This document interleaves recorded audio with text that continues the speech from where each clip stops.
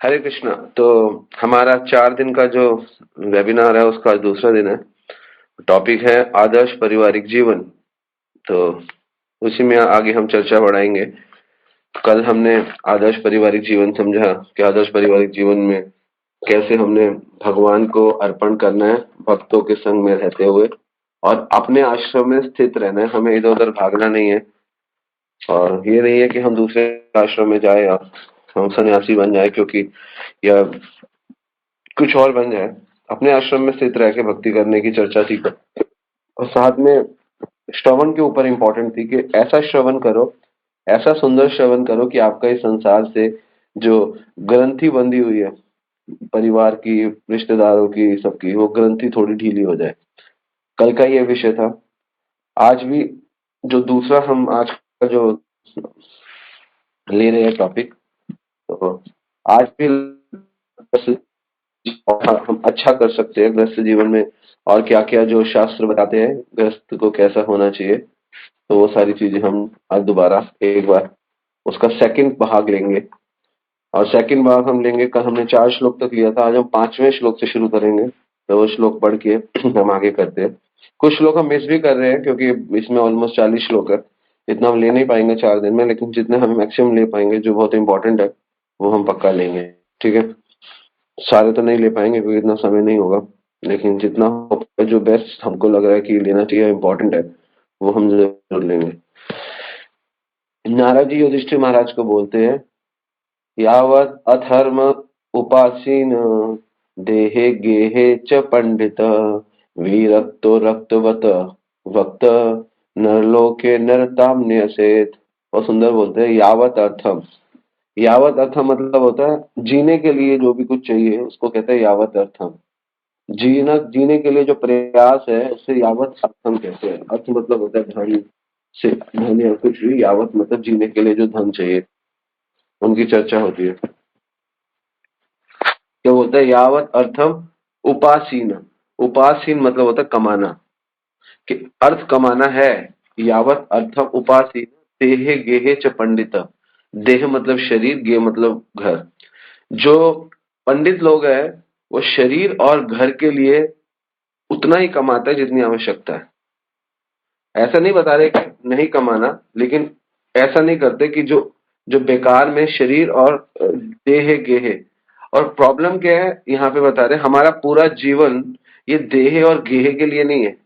देह मतलब शरीर और गेह मतलब घर। तो हम ये देह और गेह में फंसे हुए हैं, है ना। देह गेह च पंडिता। जो यावत अर्थम उपासीन है, जो उपासीन व्यक्ति है, जो कमाता है, जिसको अक्ल है, जिसको बुद्धि है, वो देह गेह के पीछे नहीं पड़ता। हमारा पूरा जीवन देह और गेह के पीछे पड़ जाता है। देह का मतलब होता है शरीर और गेह का मतलब होता है घर।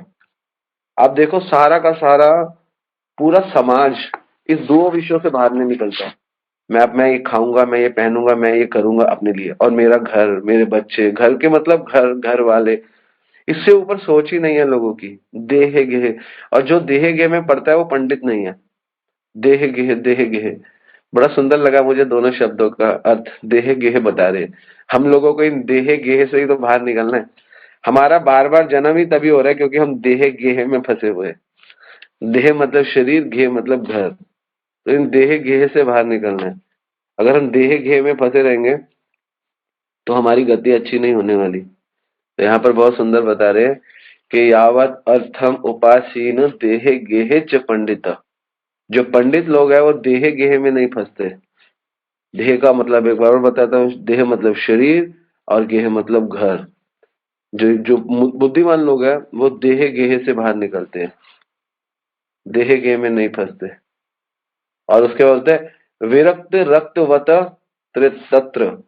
विरक्त मतलब होते हैं अनासक्त। विरक्त मतलब अनासक्त, आसक्ति नहीं है। और रक्तवत मतलब आसक्त। अब यहाँ पे दोनों शब्द आया, एक तो आसक्त और एक आसक्ति नहीं है जिसमें। विरक्तो रक्तवत तत्र निर्लोके नरताम्य से। और कहते हैं कि आपको ऐसा ट्रीट करना चाहिए लोगों के आगे लोगों के आगे मत दिखाओ अब बहुत बड़े आसक्त हो। तो कहते हैं विरक्त रहो लेकिन रक्त वक्त तत्र, अंदर से विरक्त होना है। बाहर से नहीं होना। प्रॉब्लम क्या है, लोग बाहर से विरक्त होते हैं, मुझे ये अच्छा नहीं है मेरे लिए, बाहर से नहीं। तो यहाँ पे नारद जी कह रहे अंदर से विरक्त हो जाओ। विरक्तो रक्त वत तत्र। बाहर से ऐसा प्रिटेंड करो कि आपको you are looking for everything, लेकिन अंदर से ओनली कृष्णा। गुरु महाराज बोलते हैं बाहर से अपनी बीवी को बोलो I love you I love you, अंदर से बोलो Krishna I love you I love you. और हम उल्टा करते हैं, हम उल्टा करते हैं, बाहर से बोलते हैं कृष्णा मैं आपको बहुत प्रेम करता हूँ, लेकिन अंदर से बीवी से और संसार से प्रेम करते हैं। बिल्कुल उल्टा चलता है। बाहर से बोलो सबको हाँ आप बहुत अच्छे हो, आपका साथ तो मेरे को बहुत मजा आता है प्रभु, आप तो ये जो भी है, लेकिन अंदर से आप ये याद रखो कि आपको विरक्त रहना है। असली साधु अंदर से विरक्त होता है, ना कि बाहर से। अंदर से विरक्ति एक्टिविटी से पता चलती है, अंदर से विरक्ति अलग होती है। बाहर की विरक्ति जब नया नया विरक्ति की समझता है ना, तो बाहर से विरक्त होने लगता है। ये मुझे अच्छा नहीं है मेरे लिए, बुरा नहीं है मेरे लिए, हमें। और हम कभी नहीं कहते हमारे लिए कुछ बुरा है, हमको नहीं कहना चाहिए, हम कहते सब अच्छा है। तो गीत भागवत हमें गाइड कर रही है कि विरक्ति होना है ग्रस्त को, तो अंदर से विरक्त होना, ना कि बाहर से। और विरक्ति बाहर से लाना बहुत ही ज्यादा अच्छा नहीं है। बाहर से विरक्त हो जाओगे ना और अंदर विरक्ति नहीं है, तो संसार में भी जाओगे और वैसे भी जाओगे। बाहर से लगोगे अरे नहीं प्रभु भगवान ही सब कुछ है, अंदर से भोग पड़ा है, तो सोचेंगे साधु वैसे इग्नोर कर देंगे। अंदर से विरक्ति लाना शुरू करो। बाहर आप बोल भी रहे हो तो आपको अपनी कंपनी में रखेंगे। और ऐसा क्यों बताया, अगर आप बाहर से विरक्त हो गए और अंदर से नहीं हुए तो प्रॉब्लम है। अगर अंदर से हो गए और बाहर से नहीं हुए तो आपको आपकी सोसाइटी आपको निकालेगी नहीं, क्योंकि बाहर से तो अविरक्त नहीं हो, तो आपको अपने साथ रखेगी। तो जब अपने साथ रखेगी तो आपको अपॉर्चुनिटी मिलेगी उनको प्रीच करने की। अगर आप बाहर से विरक्ति विरक्ति दिखाने लग गए तो हो सकता है वो आपको अपने साथ ना रखे। तो भागवत कहती है विरक्तो रक्त वत तत्र नरलोके नरताम न्यसेत। और न्यसेत का मतलब क्या होता है, न्यसेत मतलब चित्र करना, मतलब अपने आप को प्रेजेंट करना। ऐसा प्रेजेंट करो कि लोग समझे आप तो बाहर से बिल्कुल नॉर्मल हो, हमारे जैसे हो, कोई दिक्कत नहीं है, हम आपसे सारी बातें शेयर कर सकते हैं। अंदर से आप विरक्त हो जाओ। इसका ये मतलब नहीं है कि बाहर से विरक्ति नहीं चाहिए तो हम तिलक नहीं लगाएंगे, हम धोती नहीं पहनेंगे, वो आप स्टैंडर्ड अपना मेंटेन करो। लेकिन बाहर से जो आप दिखाते हो ना बहुत बड़े साधु हो गए हो, आपने माया को जीत लिया है, आपको कोई फर्क नहीं पड़ता, वैसा मत करो। करना है तो हाँ गुरु कर सकता है शिष्य के आगे, ऐसे हम नहीं कर सकते। तो अंदर से विरक्ति आना जरूरी है, ना कि गृहस्थ आश्रम में बाहर से। गृहस्थ आश्रम में अंदर से विरक्त होना पड़ेगा, अंदर से विरक्ति। और अंदर से विरक्ति क्या होती है, विरक्ति का लोग सोचते छोड़ दो, छोड़ना नहीं है। विरक्ति का मतलब है भगवान से सुंदर तरीके से कार्य करना भगवान के लिए। हम और यहाँ पे नारद जी युधिष्ठिर महाराज को बोल रहे हैं देहे गेहे च पंडिता। देह शरीर, गेहे मतलब घर, इनसे बाहर निकलो। देह गेहे, ये देह गेह में फंसे हुए हैं। हमारा मैंने मैंने जब ये श्लोक पढ़ा ना, मैंने सोचा ये पूरा का पूरा संसार ये देह गेह में ही है। किसी को देह और गेह से, देह मतलब शरीर, गेह मतलब घर, इससे ज्यादा कोई सोचता ही नहीं है। अपनी बेटी, अपना बेटा, अपना घर, अपना शरीर, है ना। अब देखो सारा का सारा, आप कहीं मार्केट इसी पे चल रहा है, या तो देह पे चल रहा है, कपड़ा ले लो, ज्वेलरी ले लो, जूता ले लो, चप्पल ले लो, या या देह पे चल रहा है। गेह हो गया देह, मतलब ये कि खा लो पी लो। पूरा मार्केट, आप कोई भी मार्केट जाओ, हम पश्चिम में यहाँ रहते हैं, ज्वालानी जाओ, अब रजौरी जाओ, यही चल रहा है सारा देह गेह, या तो शरीर के लिए या जीवा के लिए, बस पूरा। और विरक्त रक्त बता निर्लोके नरताम से। और ऐसा चित्र प्रस्तुत करो कि आप अंदर से विरक्त हो जाओ और बाहर से आपको लोग देख के ये ना समझे कि विरक्त है। हाँ विरक्त होने चाहिए लेकिन अंदर से। तो ये बहुत सुंदर सिद्धांत बता रहे हैं यहाँ पे।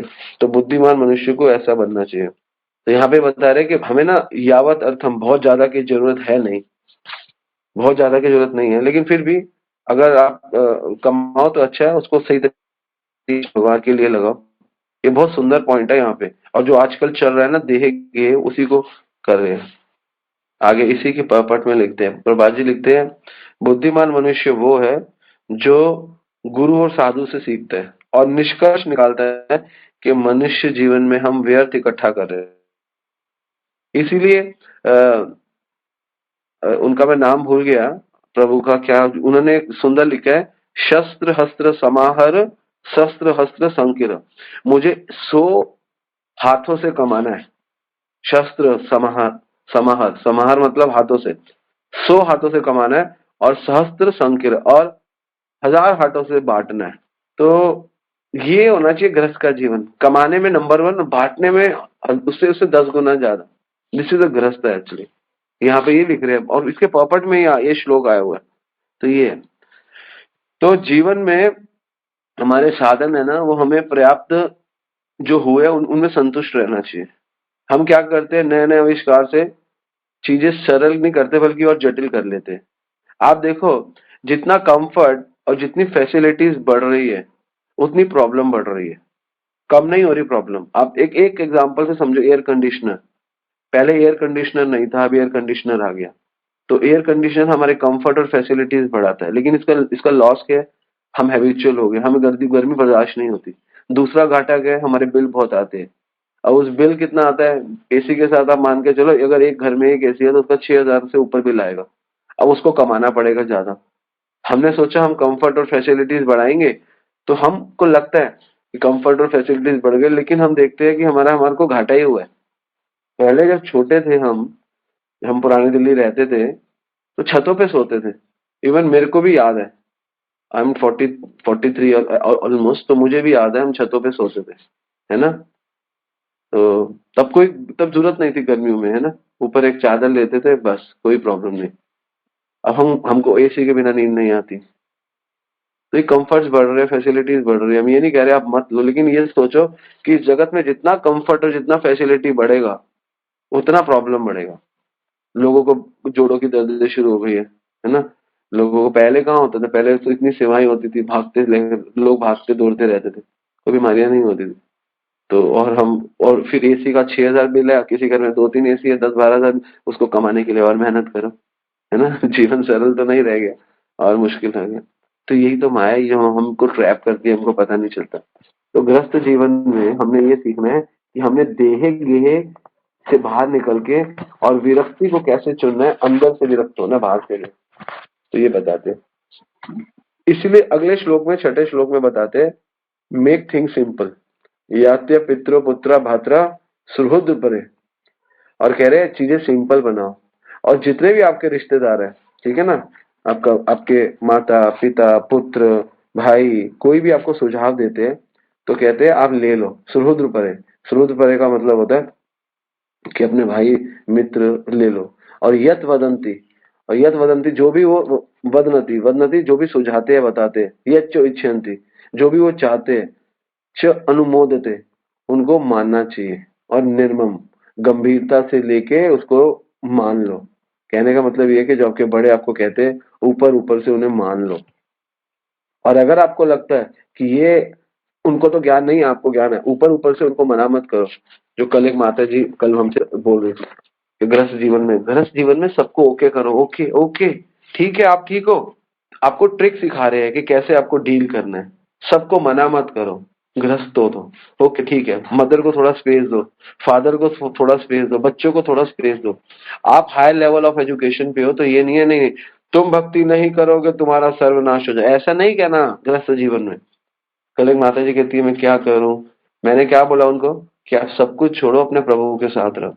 तो यहाँ पे गृहस्थ जीवन में ऐसे ही बताया गया है, ज्ञात्य पित्रो पुत्र भ्रात्रा सुहृद अपरे वदंती, वदनति सॉरी, यत इच्छन्ति च अनुमोदते, जैसी उनकी इच्छा अनुमोदन करो, मान लो।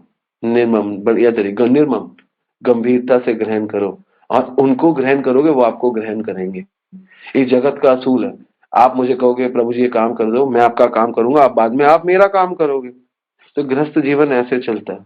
गृहस्थ जीवन में फाइटिंग नहीं होनी चाहिए। आपका मत अलग है तो कोई बात नहीं, लेकिन आपको मतभेद तो हो सकता है, लेकिन मन भेद मत करो गृहस्थ जीवन में। ओके, आपको पता है कि भक्ति करना श्रेष्ठ है, आपको पता है कि ये संसार में लोग बार बार फंसा रहे, तो ठीक है, उनको उनको डील करो, उनको ये नहीं है कि इग्नोर करो। तो गृहस्थ जीवन में एक ट्रिक याद रखो जो यहाँ पे बताते हैं, क्या क्या क्या ट्रिक है, अनुमोदते निर्ममम, निर्मम तरीके से उनका अनुमोदन करो, उनको रिफ्यूज मत करो कि आपने आपका तो खत्म, आप तो भजन नहीं करते, आप तो नाश हो जाएगा, फलाना फलाना फलाना फलाना, नो नो नो। तो ये गृहस्थ जीवन में यहाँ पे आके बड़े बड़े लोग फेल हो जाते हैं गृहस्थ जीवन में। गृहस्थ जीवन में you will have to stay with your family, और आपका सुंदर व्यवहार उनको फोर्स करेगा कि वो अच्छे हो जाए। इसलिए ऊपर से और अंदर से अगर अच्छा स्ट्रांग भजन है, अंदर से अच्छा स्ट्रांग हियरिंग है, अंदर से अच्छी स्ट्रांग शास्त्रों का अनुमोदन है, तो आपको प्रॉब्लम नहीं आएगी। प्रॉब्लम वहां पे आती है जहाँ पे ये चीजें नहीं है। इसीलिए इसके परपट में प्रभुपाद जी बोलते हैं ये होगा कैसे, तो कहते हैं आपको वैल्यूज और गुण अपने अंदर डेवलप करने पड़ेंगे। तो एक भक्त को अपने अंदर ये वैल्यूज और गुण करने पड़ते हैं, इसलिए ध्यान बहुत इंपॉर्टेंट है। कल भी हमारी क्लास थी छोटी छोटी गलती, उसमें भी एक्सेप्टेंस बहुत इंपॉर्टेंट था। हमें जगत में एक्सेप्टेंस पे ही जीना पड़ेगा, हम बहुत खुश रहेंगे। तो अगर आप लोगों को एक्सेप्ट करोगे तो लोग बाद में आपको खुल के एक्सेप्ट करेंगे। आप इग्नोर करोगे तो लोग आपको इग्नोर कर देंगे। और उसके बाद अगले श्लोक में भगवान बताते हैं गृहस्थों को फालतू, गृहस्थ के जीवन में एक चीज बहुत इंपॉर्टेंट है जो लेने वाले, जो हम सबके, खाना। तो कहते हैं फालतू चीजें गृहस्थों को नहीं खानी चाहिए, वही खाना चाहिए जो प्रकृति दे रही है। क्या बोलते हैं, दिव्यम भौमम च अंतरिक्षमितम अच्युत निर्मितम तत सर्वम अपुयज्ञान एतत् कुर्यात् स्वतः बुधः। हमें वही चीजें खानी चाहिए जो भगवान द्वारा प्राकृतिक पदार्थों का उपयोग करके बनी है। तो इसलिए हम लोगों को यहाँ पे बेसिकली जो गृहस्थों के लिए मना किया जा रहा है वो है नॉन वेज। गृहस्थों के लिए जो मना करा जा रहा है, जो बहुत ज्यादा प्रोसेस करके बनाई जाती है चीजें गृहस्थ को, और खान पीन, क्योंकि हम लोग गृहस्थ है ना, तो जितना सरल खाएंगे उतने सरल विचार होंगे। तो इसलिए भगवान यहाँ कह रहे हैं कि सरल खाओ। और यहाँ पे पर्पण में प्रभुपाद जी क्या लिख रहे हैं, रूप गोस्वामी कहते हैं कृष्ण को छोड़कर, त्याग कर, अगर आप अपूर्ण कार्य करोगे, मतलब भगवान को ऑफर नहीं करके कुछ भी करोगे, तो और आप वैरागी बनने का प्रयास करोगे, कोई वैराग्य नहीं आना। अच्छा खान पान होना चाहिए गृहस्थ का। वही अन्नात् भवन्ति भूतानि पर्जन्यात् अन्न संभव यज्ञात् भवन्ति पर्जन्य यज्ञ कर्म समुद्धव। तो वही श्लोक प्रभुपाद जी लिख रहे हैं 3.14 में, कई बार बोलता हूँ कि सारे प्राणी अन्न पर आश्रित है, अन्न वर्षा से होता है, वर्षा यज्ञ से होती है, और अपने कर्मों को यज्ञ बनाओ। तो समझना चाहिए गृहस्थ को कि सब कुछ अन्न पर आश्रित है, तो अन्न भगवान दे रहे हैं, तो भगवान को धन्यवाद करना चाहिए, इसलिए भगवान को ऑफर करना चाहिए, ये बता रहे हैं।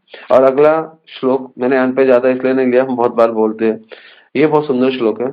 आगे भगवान बताते हैं यावत बिभ्रेत जठरम, तो जठरम कहते हैं पेट को, तावत स्वत्वम ही देहि नाम अधिकम यच अभियंत सस्तेन दंडम अर्हति।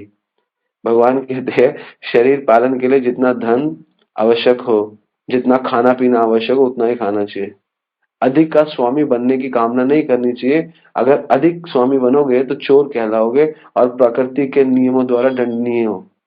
आपको पता है, मैं एक उपनिषद, कठोर उपनिषद में एक जगह मैं पढ़ रहा था, जब हम बहुत मेहनत करके धन कमाते हैं ना, तो कृष्ण हमको देते हैं, क्योंकि पुरुषार्थ और भाग्य अलग अलग चलता है। अगर आप बहुत मेहनत करोगे, बहुत पुरुषार्थ करोगे, तो कृष्ण आपको ऑब्वियसली आपके पुरुषार्थ के हिसाब से देंगे। भगवान बोलते हैं सर्वस्व सर्वस्व चाहम हृदय सन्निविष्टो। भगवान कहते हैं अर्जुन, जो जैसी भावना लेकर मेरे पास आता है मैं उसको पूरा करता हूँ। अगर आपके अंदर बहुत काम पैसों की भावना है, बहुत पैसा कमा रहे हो, तो कह रहे हैं, और आप उन पैसों को सही यूज नहीं कर रहे हो, सिर्फ जोड़ रहे हो, तो आप चोर कहलाओगे और आपको प्रकृति के नियमों का दंड मिलेगा। प्रकृति के नियमों का क्या दंड है? सबसे बड़ा दंड है आयु कम हो जाएगी। इसलिए धनवान लोगों की आयु कम हो जाती है, क्योंकि वो जितना होता है, जितना उनको चाहिए, वो इतना जल्दी कमा लेते हैं अपनी जरूरत से ज्यादा, और उसको जोड़ लेते हैं, तो भगवान उसकी आयु ले। तो ये अगर आप गीता भागवत पढ़ोगे आपको समझ में आएगा, बाबा रे बाबा। इसलिए भक्त लोग बिल्कुल टेक्निकली स्ट्रांग रहते हैं। तो कमाओ, कमाने मना नहीं है, लेकिन आप जितना कमा रहे हो 10% ठाकुर जी के लिए पहले अलग कर दो, तो आप इस जगत में कभी आप पूरे हकदार हो हर चीज के। अदरवाइज आप वो नहीं कर रहे हो, भगवान के लिए नहीं निकाल रहे हो, तो इसीलिए फिर आपको प्रभुपाद जी कहते थे बिल्कुल कमाओ, पूरा जीवन कमाओ, लेकिन आप ये समझो कि 10% भगवान का अपना है। अगर वो नहीं दोगे तो फिर आयु जाएगी, स्वास्थ्य जाएगा, और बुद्धि जाएगी, घर में कलेश होंगे, पुलिस वाले लेंगे, और ये वकील लेंगे, डॉक्टर लेंगे, और यही लेंगे। इसीलिए देखो इतने ज्यादा मंदिर निर्माण नहीं हो रहे जितने ज्यादा हॉस्पिटल का निर्माण हो रहा है हमारे देश में। मुझे ऐसा लगता है हमें हॉस्पिटल की जरूरत नहीं है, ऐसा मुझे लगता है। अगर हम गीता भागवत पढ़ते हैं और अच्छा खाते हैं तो हमें कोई हॉस्पिटल की जरूरत नहीं है। भारत में 1900 से पहले एक भी अस्पताल नहीं था। 122 सालों में भारत में अस्पतालों की लाइन लग गई। क्या पहले लोग बीमार नहीं होते थे? पहले लोगों का जीवन शैली इतना सरल था, बीमारी होती नहीं थी। जितने ज्यादा हॉस्पिटल हो रहे हैं उतने ज्यादा कैंसर बढ़ रहे हैं, है ना? हमको ऐसा ऐसा हमको ऐसे ऐसे चक्रों में डाल दिया। हर 10-20वें बंदे को कैंसर है। पहले विरला विरला हजारों में लाखों में एक को होता था। खान पान इतना गंदा कर दिया, इतना ज्यादा हमारे खाने में आजकल वसा चीज कर दिया है ना। चीज चीज चीज, इस वक्त चीज बर्गर ये वो सब, पिज्जा, खान पान में ऐसा बासा कर दिया। सूखी सूखी ब्रेडों पे खाते हैं हम लोग, देसी खाने वाले लोग हैं।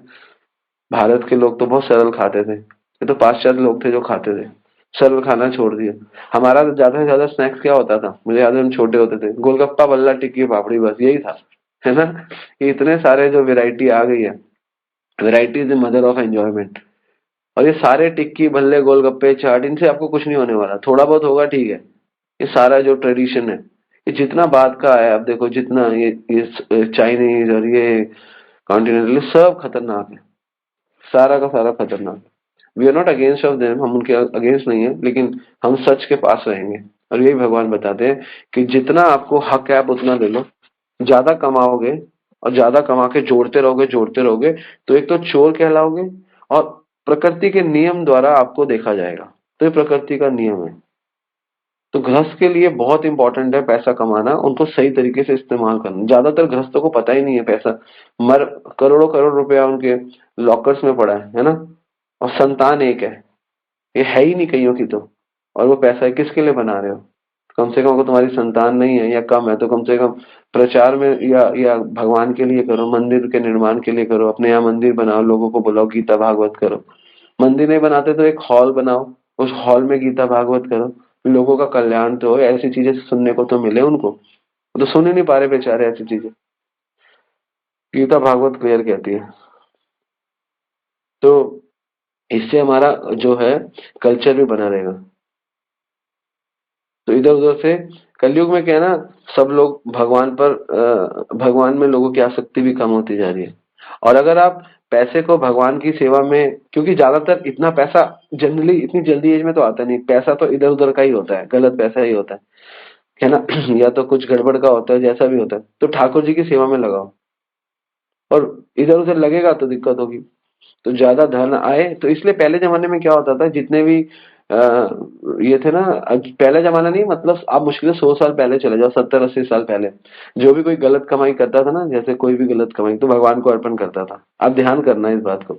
पहले लोग, एक उंगली मार डाकू था, उसने पूरा का पूरा लोगों की उंगलियां काटता था, उसने मंदिर बनवा दिया। ये जो आप जो रंगा स्वामी टेम्पल है यहाँ पे साउथ इंडिया में, वो भी एक डाकू ने बनवाया। वो पैसा लूटता था और उसका मंदिर बनवाता था। लोग ऐसे भी करते थे, लेकिन उनको पाप इसलिए नहीं है क्योंकि लोग वहां से बहुत बेहतर ज्ञान ले रहे हैं और भगवान की सेवा में लग रहा है। अगर मैं आपको बताऊं, अगर पूरा जगत कृष्णा कॉन्शियसनेस हो जाएगा ना, सारा क्राइम खत्म हो जाएगा। सारी भाग दौड़, इतनी होड़ फोड़ सब खत्म हो जाएगी, सब लोग सरल हो जाएंगे। आप जो जॉब कर रहे हो, जो नौकरी कर रहे हो, जो बिजनेस कर रहे हो, आप करते रहो, लेकिन आप देखो अगर समाज में अगर भगवान रहेंगे तो सब कुछ, एक तो समाज में भगवान रहेंगे तो प्रकृति बहुत खुल के देगी, है ना? भगवान कहते हैं कि प्रकृति खुल के देती है, और प्रकृति खुल के देगी। और समाज में जीवों के हृदय के अंदर भगवान रहेंगे तो कोई गलत काम नहीं होगा, समाज अपने आप बन जाएगा, सुंदर समाज बन जाएगा। आज आज अगर आपको अपनी बेटी का ब्याह करना हो ना, तो आपको एक अच्छा लड़का ढूंढने को नहीं मिलता। आप परेशान हो जाओगे, आपको एक अच्छा लड़का नहीं मिलेगा। वो तो ठीक है, डिवोटी सर्कल में तो है, लेकिन 99% लड़के सही नहीं है। सब खाते हैं पीते हैं, कईयों का ये है, कईयों का वो है। और लोग क्या करते हैं, फाइनली एडजस्ट करते हैं, चलो भैया थोड़ा बहुत तो देखो देखना पड़ेगा, है ना? आपको लड़की ढूंढने जाओ, आपको लड़की नहीं मिलेगी। तो ये इतना मुश्किल हो गया आज के टाइम में समाज में ब्याह करना। और लोग भी इंटरेस्ट नहीं लेते। पहले तो क्या था, नानी मामियां करा देती थी। आजकल तो क्या चल रहे हैं, ब्यूरो चल रहे हैं शादी कराने वाले, वो भी धंधा, वो भी पैसा लेते हैं। अरे जिसको पैसा ही लेना है आपके ब्याह से, तो उसको क्या फर्क पड़ता है कि आपको अच्छा मिले बुरा मिले, उसको पैसा मिलना चाहिए। तो ये तो कल्चर हो गया। तो इस वजह से सब कुछ करप्ट हो गया, करप्शन बहुत ज्यादा हो गई है। तो कोई कुछ भी सही नहीं है, बड़ा मुश्किल है सही चीज ढूंढना। तो इसलिए अगर हमारा आधार ऐसा होगा, हम अगर आध्यात्मिक होंगे तो हम आध्यात्मिक दृष्टि से देख पाएंगे कि कौन सही है कौन बुरा है। कृष्ण आपको एक स्पेशल आईज देंगे, स्पेशल अंडरस्टैंडिंग देंगे। इसलिए भक्त बहुत जल्दी 2 मिनट, आप किसी भक्त से 5 बात करोगे ना, अगर जिसको जो गीता जानता है, अगर कोई आप में से थोड़ा सा भी बुद्धिमान है जिसने कभी नोट किया हो, आप देखना आप किसी से बात करोगे, वो आपको स्कैन कर लेगा 10 मिनट के अंदर। अब नोटिस करना अगर आप में से किया है, आप चाहे कुछ भी बोल रहे हो वो 10 मिनट में स्कैन कर लेगा। क्यों? क्योंकि कृष्णा उसके हृदय में ज्यादा स्फुरित है। नोट किया है किसी ने? तो कृष्णा उसको एकदम से समझ जाता है, यार ये प्रभु जी, ये माता जी तो समझ गए यार, मैं तो ऐसे ही कर रहा था। ऐसे आप नोट करना, क्योंकि क्योंकि गीता पढ़ते हैं और सेवा करते हैं तो कृष्णा का बहुत मर्सी रहता है। महाराज 1 मिनट में समझ जाते हैं। क्यों समझ जाते हैं? बिकॉज बिकॉज उनका अंडरस्टैंडिंग कृष्णा के साथ रहता है। ये है जो गृहस्थ के लिए बहुत इंपॉर्टेंट है। अब हम 8वें के बाद 9वां नहीं 10वां श्लोक लेंगे। 10वें श्लोक में यहाँ भगवान बताते हैं, वो भी बहुत सुंदर श्लोक है। चाहे कोई भी आश्रम हो, चाहे गृहस्थ हो, चाहे ब्रह्मचारी हो, चाहे सन्यासी हो, वानप्रस्थ हो, कोई भी हो, सबको बेसिकली जो भी आश्रम है उनको, और स्पेशली गृहस्थ को, सब आश्रमों के लिए तो बताया गया लेकिन गृहस्थ के लिए बताया गया कि संतोष का जीवन जीना चाहिए। गृहस्थ आश्रम में संतोष बहुत इंपॉर्टेंट है। यथा देशम यथा कालम यावत देव उपादितम। आप किसी भी काल में हो, आपको क्या बनना है? आपको संतोष लाना है। त्रिवर्गम न अति कृच्छेण भजेत ग्रह मेधि। तो ये ग्रह मेधि बोला गया कि अगर कोई ग्रह मेधि भी है, कोई भी है, उसको भी न्यूनतम प्रयास करने चाहिए और भगवत कृपा को अपने जीवन में लाना चाहिए। तो संतोष यहाँ पे बेसिकली गृहस्थ के लिए संतोष बहुत आवश्यक है। अगर गृहस्थ संतोष ही नहीं है तो जगत बिगड़ जाएगा, और यही हो रहा है गृहस्थ का असंतोष के कारण। प्रभुपाद जी लिखते हैं परपट में कि पूरा जगत जो डिस्टर्ब होगा वो गृहस्थ के असंतोष के कारण होगा। इसका मतलब समझे? पूरा जीवन अगर डिस्टर्ब होगा तो गृहस्थ के असंतोष के कारण होगा। कैसे होगा? असंतोष के कारण, गृहस्थ के असंतोष के कारण होगा पूरा जीवन। क्योंकि जो गृहस्थ है वो और करेगा तो किसी और का हक लेगा, और किसी को हक नहीं मिलेगा और किसी का हक लेगा। तो इसका एक एग्जांपल समझो। जैसे हम तो नहीं करते क्योंकि हमको पता है, आपकी कोई मंदिर में चप्पल ले गया तो आप और किसी की चप्पल ले जाओगे, और जिसकी आप लेके जाओगे वो और किसी की चप्पल ले जाएगा। तो सब इनबैलेंस हो गया, किसकी चप्पल किसके पास आ गई, सब गड़बड़ हो गई, है ना। और फाइनली एक व्यक्ति जिसकी चप्पल लेकर गया कोई, और वो अपनी वो कहे मैं किसी की चप्पल नहीं लेके जाता, जैसे हमारी कोई चप्पल लेकर जाता है, हम नंगे पैर आ जाए तो सारा बैलेंस बना रहेगा नहीं बना रहेगा? हमने संतोष कर लिया तो सबकी चप्पलें सबके पास आ गई। अब एक व्यक्ति जो असंतोषी था वो लेकर चला गया, खत्म बात। लेकिन पूरा समाज अगर ऐसा हो जाएगा तो गड़बड़ हो जाएगी। इसलिए, और महाराज हमेशा बोलते हैं कि किसी की चप्पल नहीं लेके जानी चाहिए। आपकी कोई ले जाए कोई बात नहीं, क्योंकि चप्पल से उसके गंदे कर्म हमारे पास आ जाते हैं। इसलिए मेरी कई बार चप्पलें चोरी हुई है, मैं कभी नहीं दोबारा किसी की चप्पल पहन के आता, नंगे पैर आ जाता हूँ चाहे कहीं से भी हो। एक बार गौरांगी की चप्पल मायापुर में निकल गई, मुझे याद है, गौरांगी की पता नहीं जानवा की। तो मायापुर से हम फ्लाइट में नंगे पैर आए थे, तो मायापुर से हम नंगे पैर आए दिल्ली तक। That is way of understanding. किसकी निकली थी? गौरांगी की एक्चुअली समुद्र में चली गई थी तो मैंने उसको अपनी दी थी, तो मैं नंगे पैर आई थी। हाँ हाँ, सॉरी, जगन्नाथपुरी से आ रहे थे, हमारी फ्लाइट थी, तो गौरांगी की चप्पल समुद्र में जाते हुए निकल गई। हमारी इमीडिएटली फ्लाइट थी, फटाफट हमने कहा, मैंने कहा अभी दिलाता हूँ तो चल। तो हमने ऑटो किया, हम बैठे, मैंने कहा एयरपोर्ट के आसपास कहीं ले लेंगे, भुवनेश्वर। भुवनेश्वर में जहाँ पे एयरपोर्ट के आसपास गए, लेट हो रहे थे तो वहां पर भी नहीं मिली। फिर हम एयरपोर्ट पे नंगे पैर चले गए, तो वहां पे लोग देख रहे थे, मैंने बोला चल हम किसी की चप्पल नहीं देंगे। दिस इज, अगर एक व्यक्ति अ, चप्पल ना ले तो समाज बना रहेगा। कहने का मतलब अगर एक व्यक्ति असंतोष है और सारे सारे लोग असंतोष होंगे तो सारा हसल बसल हो जाएगा। लेकिन अगर हम एक व्यक्ति संतोष कर ले तो समझ जाए तो उससे भी काफी काफी बैलेंस होगा। तो गृहस्थ जीवन संतोष के लिए बना है, संतोष बहुत जरूरी है। फिर आगे बता रहे हैं कि गृहस्थ जीवन केवल संतोष के लिए नहीं बना, कंपैशन के लिए बना है। कंपैशन मतलब हमें दया होनी चाहिए। तो इसलिए यहाँ पे बताते हैं, बहुत सारे बताते हैं, प्रपात जी भी लिखते हैं पपट में कि जैसे कुत्ते हैं, कुत्ते पतित पुरुषों, चंडाल समेत अछूतों की समुचित आवश्यकताएं प्रदान करने का, उनका पालन करना चाहिए। और ये आवश्यकताएं गृहस्थों द्वारा पूरी की जानी चाहिए, जहां तक कि अपनी हाँ, पत्नी जैसे अपनी पत्नी अपने घर वालों की इच्छाएं पूरी की करता है, तो गृहस्थ का एक वो है, कर्तव्य है कि गली के, जैसे आपकी गली में कुत्ते रहते हैं, पतित पुरुष मतलब पतित है, कोई गरीब है, पतित पुरुष चंडाल अछूतों की सेवा करे। तो यहाँ पे प्रभुपाद जी परपट में बहुत सुंदर लिखते हैं, कुत्तों को देख के आप ये मत करो कि घर में कुत्ते पालने हैं। प्रभुपाद जी कह रहे हैं ये आधुनिक समाज में कुत्ते को घरेलू साथ समान माना जाता है, लेकिन वैदिक गृहस्थ जीवन पद्धति में कुत्ता अस्पर्शीय है। कुत्ते को स्पर्श नहीं करना चाहिए। लोग कुत्ते को प्रेम करते हैं, कहते हैं कुत्ते को स्पर्श करने से, हाथ लगाने से, एक बार जो कुत्ते को हाथ लगाता है उसकी आयु 1.5 मिनट कम हो जाती है, 1.5 मिनट, जो उसकी एक्चुअल आयु है, ठीक है ना। तो लेकिन वैदिक ग्रंथ गृहस्थ जीवन पद्धति में कुत्ता अस्पर्शीय है। जैसा कि यह बताया गया, कुत्ते का पालन उचित भोजन देकर किया जा सकता है, लेकिन उसे घर में घुसने नहीं देना चाहिए। शयन कक्ष की तो बात ही नहीं, लोग तो जहां सोते हैं वहीं पे कुत्तों को सुलाते हैं। तो प्रभुपाद जी कह रहे हैं आपने कुत्तों के लिए कुछ करना है तो ठीक है, आप उनको घर के बाहर दूध डाल दो। पहले जमाने में लोग कुत्तों से, आप अगर थोड़ा वृद्ध व्यक्ति देखोगे ना, वो कुत्तों से दूर भागता, दूर भाग भाग तक, और कुत्ते को दूध डाला, क्योंकि शास्त्र पढ़ते थे कुत्तों को टच नहीं करना चाहिए। और आजकल इतना बुरा समाज है, लोग घरों में कुत्तों को पालते हैं। कुत्तों को पालने वालों की आयु नॉर्मल लोगों से कम हो जाती है।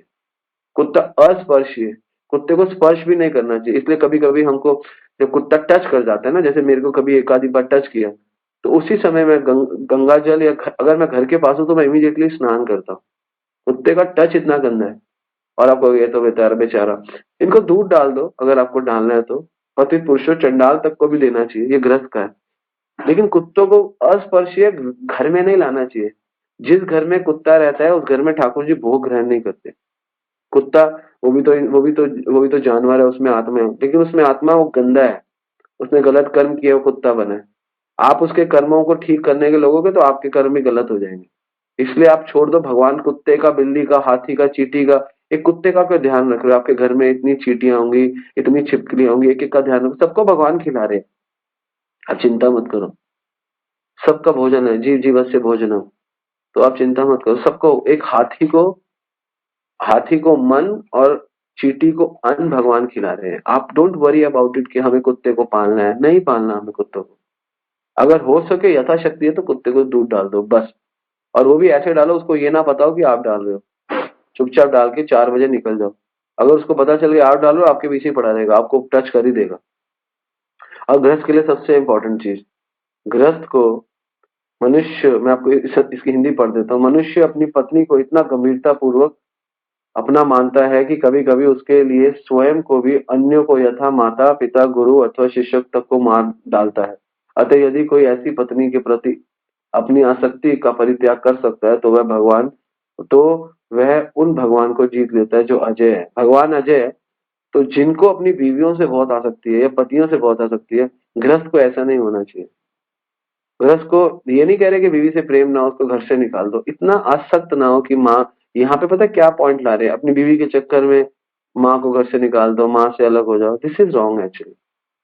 तो गृहस्थ को कल एक माता जी कहती कुछ पुरुषों के लिए बताइए, तो ये पुरुषों के लिए, पुरुष को अपनी बीवी से बहुत ज्यादा आसक्त नहीं होना चाहिए। और पुरुषों को क्या करना चाहिए, अपने माता पिता के चक्कर में अपनी बीवी को घर से बाहर नहीं निकालना चाहिए, और किसी को मारना नहीं चाहिए। तस्याम स्वत्र स्त्रिया, तस्याम स्वत्र स्त्रिया मतलब कि उसमें अधिकार की भावना नहीं होनी चाहिए, मेरी पत्नी है।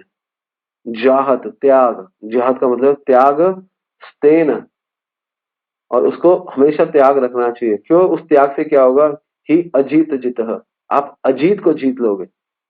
तो क्योंकि पत्नी की आसक्ति, ज्यादातर जो मनुष्य जो फंसता है यहीं पे आके फंसता है, कांचन और कामनी, पैसा और स्त्री में। तो यहाँ पे बता रहे हैं अगर आपकी साधना स्ट्रांग है तो आपको आपको औरत हिला भी नहीं सकती। आपकी साधना स्ट्रांग होनी चाहिए, है ना। जैसे हमारे हरिदास ठाकुर के पास वैश्या आई, वैश्या को भक्त बना दिया। अगर आपका भजन कीर्तन अच्छा है तो आप ज्यादा डिस्टर्ब वो होता है जिसके पास भजन की स्ट्रेंथ नहीं है, वो स्ट्रांग वो हार जाता है। शुरू में ऐसा नहीं है, ये 2 मिनट में होने वाला काम है, इसमें समय लगता है, समय लगता है। और जब आप ये सोचोगे आप तो जीत चुके हो, तो कृष्णा नेक्स्ट डे आपका टेस्ट ले लेंगे और आप हार जाओगे। इसलिए आप जीवन भर प्रैक्टिस करते रहो, कृष्णा को बोलो। हमारे हमारे आचार्य लोग क्या बोलते हैं, हे गोपीनाथ मम निवेदन सुनो विषय दुर्जन। विषयी दुर्जन सदा कामरथ, किछु नहीं मोरा गुण। मेरे अंदर कोई गुण नहीं है, विषयी बहुत दुर्जन है और मैं सदा काम में पड़ा रहता हूँ। एक्चुअली भक्ति विनोद ठाकुर कभी काम में थे ही नहीं, नरोत्तम दास ठाकुर कभी काम में है ही नहीं, लेकिन उन्हें पता है ये हम सिर्फ भगवान की कृपा से माया से बचे हुए हैं। और अगर हम इस पे थोड़ा सा अहंकार करेंगे कि हम अलग हो, क्योंकि भगवान हमारे मन में विचार आता है ना हमने माया को जीत लिया, तो भगवान को क्या प्रॉब्लम है इससे? भगवान को ये प्रॉब्लम है कि जीव को ये याद रहे उसने नहीं जीता मेरी कृपा से, क्योंकि माया मेरी अध्यक्षता में कार्य करती है मेरी कृपा से। तो जब उसमें ये विचार आता है कि मैं अब थोड़ा काम से बाहर आ गया हूँ, मेरा मन थोड़ा शुद्ध हो गया, तो भगवान कहते हैं ये उसके मन में क्यों आया कि मेरा मैंने कर लिया। तो हमेशा कहो कि मैं तो ऐसा ही हूँ भैया, ये तो कृष्ण की कृपा है कि मेरा काम में कृष्ण मन नहीं लगाते, वरना मैं तो कामी हूँ। तो कहते हैं विषय दुर्जन सदा काम रत, किछु नाही मोर गुण। मेरे अंदर कोई गुण नहीं है। और एक्चुअली नरोत्तम दास ठाकुर भक्ति विनोद ठाकुर में गुण है, लेकिन वो कह रहे हैं नहीं नहीं हमारे अंदर गुण नहीं है, और हमारे अंदर गुण आते नहीं है और हम कहते हैं हमारे अंदर गुण है। तो ये कृष्णा पकड़ लेते हैं, कृष्णा टेस्ट करते हैं। इसलिए साधुओं की आवश्यकता है। साधु पिंच मारता है, अरे भैया इतना मत बोलो, अभी अभी अभी जियो थोड़ा, अभी 100 2 2 साल 5 साल 10 साल थोड़ा भजन कर लो, अभी बहुत नए हैं, तभी मत एकदम से ऐसा सोचो कि हम कर देंगे। तो एक भक्त मुझे कहता है प्रभु जी मेरा ना काम पे कंट्रोल हो गया। मैं बोला ठीक है, अभी अभी अभी अच्छी बात है, अगर तुम्हारा मन थोड़ा ठीक हो रहा है तो तुम सेवा करो, सेवा करते रहोगे तो बिल्कुल ठीक हो जाओगे। अभी अभी सिर्फ उसका एक कहते हैं ना ताल चिखाई, एक बिंदु है, तो अभी और आगे जाना है, क्योंकि अभी तो बहुत एज पड़ी है, कृष्णा कभी भी फंसा लेंगे। तो इसलिए हमेशा नरोत्तम दास ठाकुर और भक्ति विनोद ठाकुर के भजनों को पढ़ते रहो, जिससे हमें रिमाइंड रहे कि हम माया को नहीं जीत सकते, कृष्ण की कृपा है। जो माया से हम बाहर आ गए तो आ गए, हम माया को नहीं हरा सकते। कोई बड़े से बड़ा सोच भी लेगा कि मैंने माया को हरा दिया, तो भूल जाओ कि आप माया को हरा सकते, कोई माया को नहीं हरा सकता। भगवान कहते हैं मामे भी प्रपद्यन्ते माया मेताम तरंती, जो मेरी शरण में आता है वही माया को तुरंत ही कर सकता है, अदरवाइज बहुत मुश्किल है। आप सोचो कि आप इस भौतिक जगत के ऐश्वर्य को, आपको सुख सुविधाओं से आप बाहर आ जाओगे, नहीं आओगे। अगर आप अगर आपकी कृष्ण की कृपा से और गुरु आचार्य वैष्णव की कृपा से, शास्त्रों की कृपा से अगर आप मेंटेन भी कर पा रहे हो तो भी बहुत है। मेंटेन करना, बाहर आना तो नेक्स्ट इम्पॉसिबल है, लेकिन आप जब इस प्रोसेस में लगे रहोगे, ग्रस्त लगा रहेगा, तो धीरे धीरे उसको फर्क पड़ेगा। तो इसलिए अत्यधिक पत्नी में आसक्ति नहीं होनी चाहिए, अत्यधिक। एक तीन तीन साधु थे, तीन साधु, एक है तुकाराम, एक है नरसिंह मेहता, और I forget his name, Namdev, हाँ नामदेव, ये तीन है। तो तुकाराम की वाइफ बहुत खतरनाक थी। तो तुकाराम कहते हैं मेरे को तो मेरी पत्नी ने भक्त बनाया। उन्होंने बोला कैसे? क्योंकि वो इतना टाइट रखती थी कि भगवान के सिवा कोई आश्रय नहीं था कहीं और जाने का। वो हमेशा ये क्यों करा, ऐसा क्यों करा, तुम ये हो तुम वो हो, ऐसा डांटती रहती थी। तो कहते हैं मेरी बीवी कितनी अच्छी है, मुझे हमेशा डांटती है, तो मेरी उसमें आसक्ति हुई नहीं, और हमेशा मेरा भगवान में आसक्ति हुई। और दूसरे थे नरसिंह मेहता, उनकी बीवी आई 5 7 10 साल उनके साथ रही, मर गई। तो कहते देखो मेरी बीवी ने कितना अच्छा किया, खुद मर गई, और खुद मर गई और मुझे अनासक्त कर दिया अपने प्रेम से, और मैं भगवान का भजन करता हूँ। और तीसरे तीसरे थे नामदेव। नामदेव कहते हैं मेरी बीवी कितनी अच्छी है, और वो बड़ी वैष्णवी थी। कहते हैं वो हमेशा कहती थी कि भगवान का भजन करो, हमारा जन्म भगवान का भजन के लिए हुआ है। तो कहते हैं लोग कहते हैं हमारी स्त्री प्रॉब्लम है, ऐसा नहीं है। अगर स्त्री तुकाराम जैसी गंदी है तो भी भजन कर सकते हो, स्त्री अगर मर गई है नरसिंह मेहता की तरह तो भी भजन कर सकते हो। अगर स्त्री बहुत अच्छी है, अच्छी मतलब नामदेव की स्त्री वास्तव में वैष्णवी थी, उसने नामदेव जी को भजन कराया, तो भी कर सकते हो। तो स्त्री अच्छी हो, स्त्री बुरी हो, या स्त्री मर गई हो, भजन करने के लिए आपको एक इंटेंट चाहिए, आपको भगवान की भक्ति करने के लिए। तो पत्नी अगर मर जाए, पत्नी अगर नहीं और अच्छी है, फेवरेबल है तो भी अच्छा है, अनफेवरेबल है तो भी अच्छा है, और पत्नी अगर मर गई तो भी अच्छा है। तो तीनों ऑप्शन है हमारे पास, और ये तीनों ऑप्शन से चौथा ऑप्शन कोई होता नहीं है। इसलिए जिसको भगवान की शरण में जाना है उसको ये चीज सीखनी पड़ेगी कि कोई फर्क नहीं पड़ता। और 13 श्लोक में भगवान स्त्री से अनासक्ति कैसे होगी उसके बारे में बताया गया, क्योंकि स्त्री से अनासक्ति होना इतना मुश्किल मुश्किल ऑब्वियसली मुश्किल टास्क है, तो ये कैसे होगी इसमें इसमें बताते हैं कि स्त्री से अनासक्ति के लिए बताया गया। तो जो भी आप अपनी पत्नी के शरीर के प्रति अगर बहुत आकर्षक आक, आकर्षक है आपको, तो आप एक बड़ी बड़ी चीज सोचो क्या बताया गया है आगे। आप देखो प्रभुपाद जी क्या लिखते हैं, प्रभुपाद जी और इसका वो पढ़ो, पहले तो इसका अनुवाद पढ़ते हैं। समुचित विचार विमर्श करके मनुष्य को अपनी पत्नी के शरीर के प्रति आकर्षण त्याग देना चाहिए, क्योंकि यह शरीर अंतगतवा छोटे छोटे कीड़े मकोड़ों, मल तथा राख से परिणित हो जाने वाला है। तो भला इस तुच्छ शरीर का क्या महत्व है? परम पुरुष कितना महान है जो आकाश के समान सर्वव्यापी है। तो प्रभुपाद जी परपट में लिख रहे हैं, जब हम ये चेतना से अपनी स्त्री को सोचेंगे, इसके इसका शरीर तो एक दिन मल मतलब ऐसा नहीं है कि यहाँ पे बता रहे हैं कि राख हो जाएगा। इस शरीर का क्या है, इसको तो कीड़े मकोड़े खाते हैं, है ना। तो इसको अंतगतवा छोटे छोटे कीड़े, इसके अंदर कितने बैक्टीरियाज है, और मैं इससे ऐसे आ सकती। ये इसको अगर हम आध्यात्मिक दृष्टि से देखें तो स्त्री के शरीर को एक हिसाब से आप समझो कि ये पंचभूत से बना है, पृथ्वी अग्नि जलवायु आकाश से। इतनी हायर अंडरस्टैंडिंग ही आपको भागवत बता रही है, आपको इसके अटैचमेंट से निकालेगी। अंतगत्वा इम देह नित्य युक्त शरीर, अंत में शरीर अंतवक्त इमे देह, अंत में ये सारा शरीर तो मिट ही जाना है। यदि इतना ही आसक्ति करनी है तो क्या फायदा ऐसी आसक्ति का, जिसको जो जो शरीर कीड़े मकोड़ों के लिए बना है। कीड़े मकोड़े मल राख से परिणित हो जाएगा। तो इसलिए ये चेतना से ये सोचना एक गृहस्थ के लिए बहुत इंपॉर्टेंट है, क्योंकि अटैच्ड है ना। तो अटैचमेंट कैसे, क्योंकि जब तक आपको डीप नॉलेज नहीं होगी, आपको गहरा ज्ञान नहीं होगा, तब तक आप समझ नहीं पाओगे। तो कितना सुंदर यहाँ पे बता रहे हैं कि ये ज्ञान से आप अपनी स्त्री के प्रति वो, तो जो भी पुरुष है अगर ये अपने माइंड में रख ले, फॉर्मूला दे दिया आपको, पहले तो बोल दिया इतना आसक्त मत हो स्त्री से, और दूसरा अगर कैसे इससे दूर हो सकते हो, तो शास्त्र बोल रहा है कि उसके शरीर की क्या वैल्यू है। आगे तो एक्चुअली हमारे अन्य अन्य अन्य ग्रंथों में तो बहुत कुछ लिखा है। मैं इसलिए नहीं बोल रहा क्योंकि कई यहाँ पे माताएं प्रभु थोड़ा सा कहेंगे प्रभु जी आप इतना मत बोलिए, लेकिन शास्त्र कहता है स्त्री को कभी भी आप जब सुबह उठती है एक बार देख लो, बस आपको सारी, अगर आप बुद्धिमान हो तो उसके मुख से बदबू, उसका सब कुछ। लेकिन जब वो तैयार होती है, श्रृंगार करती है, तब वो बहुत सुंदर हो जाती है। लेकिन शास्त्र बहुत ही, मैं सारे शब्द इसलिए नहीं बोलना चाहता क्योंकि यहाँ पे हो सकता है कि कई लोग, तो ये तरीका बताया गया है। तरीका भी शास्त्र देता है आपको, टेक्निक भी देता है। धीरे धीरे उनके, क्योंकि अगर आपको गृहस्थ बनना है तो गृहस्थ के लिए आज हम इतना ही लेंगे, समय भी हो गया। तो गृहस्थ जीवन के लिए कल हमने लिया था श्रवण, और श्रवण इंपॉर्टेंट है। श्रवण और गुरु की आज्ञा के अंडर रहना। और आज हमने दो चीजें ली है, संतोष और दान। संतोष और दान। संतोष किसमें? धन में। संतोष किसमें? स्त्री में।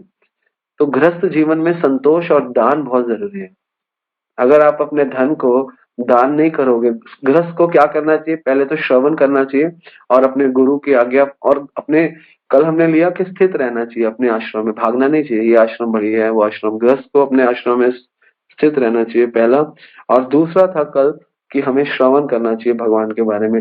और आज दो चीजें हैं कि गृहस्थ को दान करना चाहिए और गृहस्थ को संतोष रखना चाहिए। संतोष हर चीज में। तो ये दो चीजें, संतोष, दान, गुरु और स्थित स्थित गुरु और श्रवण।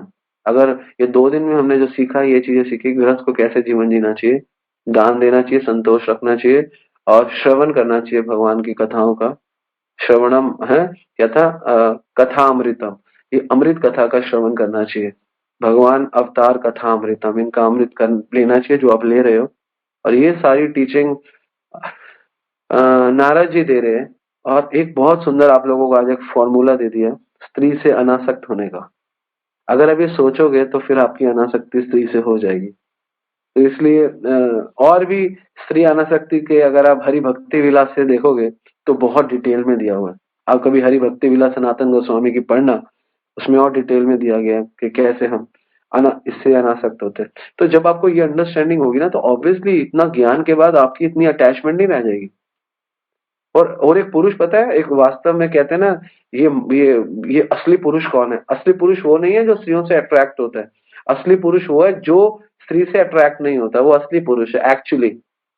जो स्त्रियों से अट्रैक्ट होता है वो तो असली पुरुष नहीं है, वो तो लंपट है, वो तो कामी है। असली पुरुष वो है जो स्त्रियों से अट्रैक्ट नहीं होता, वही पुरुषत्व है। जैसे अर्जुन, अर्जुन अट्रैक्ट नहीं हुए उर्वशी से, उर्वशी को माँ बोल दिया कि उसके अंदर इतना स्ट्रांग विल है, उसके अंदर इतनी स्ट्रांग पुरुषत्व है कि वो अट्रैक्ट नहीं होता। तो हम उल्टा, इसलिए अगर हम शास्त्र पढ़ेंगे तो सब कुछ उल्टा दिखेगा। हम सोचते हैं ये हमारी मर्दान, असली मर्दानगी ये नहीं है असली मर्दानगी है कि स्त्री आपको इफेक्ट ही ना करे। That is a real essence of a human. अगर आप इधर उधर भागे जा रहे हो, आपका दिमाग, इसका मतलब इतना करप्टेड माइंड है, आप कहाँ पे पुरुष हो, आप तो लंपट हो। तो ये बहुत इंपॉर्टेंट है, और जो जितना इस चीज को फॉलो करता है वो उतना बड़ा भक्त बनता है और उतना स्ट्रांग बनता है, internally, mentally, physically is the real strong person. तो ये हमारे शास्त्र बताते हैं। जब हम शास्त्रों को खोल के पढ़ते हैं तो ये निकल के आता है। जब तक हम शास्त्र नहीं पढ़ते तो कुछ और चलता है। इसलिए शास्त्रों को खोल के पढ़ेंगे तो पता चलेगा कि कौन कितना बड़ा पुरुष है। तो पता चलेगा कोई पुरुष नहीं है यहाँ पे, सब लंपट है। इसलिए शास्त्रों में पुरुष का उल्टा वर्ड दिया लंपट, जो एक एक मिनट में इधर उधर भाग जाए। इसलिए इतना स्ट्रांग होना चाहिए शास्त्रों की कृपा से, ठीक है ना। और शास्त्र पढ़ने से 100%, आप देखो इतने इतने सुंदर सुंदर ब्रह्मचारी है, हम लोग सोचते हैं वो कैसे मेंटेन रहते हैं। ये पढ़ते हैं और बढ़िया स्ट्रांग रहते हैं और बढ़िया मेंटेन रहते हैं। मुश्किल नहीं है, लेकिन क्योंकि किसी के पास ये किताबें नहीं है, इनकी अंडरस्टैंडिंग नहीं है, इसलिए हमको नहीं समझ में आता। हमारे पास इसकी अंडरस्टैंडिंग होगी तो फिर हमको पता चलेगा कि रियलिटी में क्या है, असली असली चीजें क्या निकल कर आ रही है, क्या क्या चीजें बाहर निकल रही है, और हम क्या क्या सोचते हैं और क्या क्या होता है। इसलिए कलयुग में सही बुद्धि किसी के पास नहीं है, सबके पास टेढ़ी मेढ़ी बुद्धि है, और टेढ़ी मेढ़ी बुद्धि से टेढ़े मेढ़े काम करते हैं। ठीक है। हरे कृष्णा। शिल प्रभात की जय, गुरु महाराज की जय। कोई प्रश्न है तो ले सकते हैं। If you want to add something you can add also. Hare Krishna Prabhu ji. Hare Krishna. हाँ प्रभु जी, मुझे एक क्वेश्चन है। मेरी माता जी की ओर से जो मासिक धर्म होता है उसमें भगवान की सेवा कैसी करनी चाहिए? जैसे नहीं, क्या भोग लगाना, अ, नैवेद्य जो देते हैं तो वो देना चाहिए नहीं देना चाहिए? और माला जो होती है, ठीक है, वो पकड़ के माला करनी चाहिए या अदर टूल्स से माला करनी चाहिए? आप माला कर सकते हो, आप गीता पढ़ सकते हो, भागवत पढ़ सकते हो, आप कथा कर सकते हो, आप कथा सुन सकते हो। बस भगवान की डायरेक्ट सेवा थोड़ी अवॉइड करनी चाहिए। और नैवेद्य नहीं करना चाहिए ना? हाँ, ऐसे नहीं करनी चाहिए, अकॉर्डिंग टू शास्त्र नहीं करनी चाहिए। ये प्रभु जी। हरे कृष्ण। हरे कृष्ण। हरे कृष्णा प्रभु जी, जय प्रणाम। तो प्रभु जी, कभी कभी हमारे रिलेशन में किसी के पास डॉग होते हैं, घर में लोग रखते हैं, तो क्या हमें उनके घर में मतलब उनके घर हम जाएंगे तो वो कुत्ते लोग सूंघते हैं ना पहचानने के लिए, तो हमें क्या करना चाहिए ऐसे लोग के साथ? देखो, जनरली तो कुत्ते वाले घर का खाना नहीं चाहिए। अभी हमें पर संडे को एक जगह हम शादरा में आए थे, तो माता जी ने हमें बुलाया था। तो मैंने उन माता जी से पूछा, माता जी आपके कुत्ता तो नहीं है? कहती है नहीं है। तो मैं तभी हम मतलब नहीं खाना चाहिए कुत्ते वाले, क्योंकि कुत्ते वाले घर में बहुत ही डिस्टर्बेंस रहती है। लेकिन प्रचार के लिए अगर हो रहा है तो वंस इन ए वाइल हम भगवान का नाम लेके, एक आधी बार हुआ है, लेकिन क्या करें, क्योंकि सारा जगत ही ऐसा होता जा रहा है। जनरली शास्त्र अलाउड नहीं करता, कुत्ते वाले घर का तो कुछ लेना ही नहीं चाहिए। लेकिन कुत्ता पालना ही नहीं चाहिए एक्चुअली, कुत्ते को घर के बाहर रखना चाहिए। पता नहीं लोग कुत्ता पालते क्यों है, ये समझ नहीं आता। कुत्ता पालना भी बहुत बड़ा अपराध है अपने घर में। कुत्तों को घर से बाहर रखना चाहिए, कुत्तों को घर के अंदर नहीं लाना चाहिए।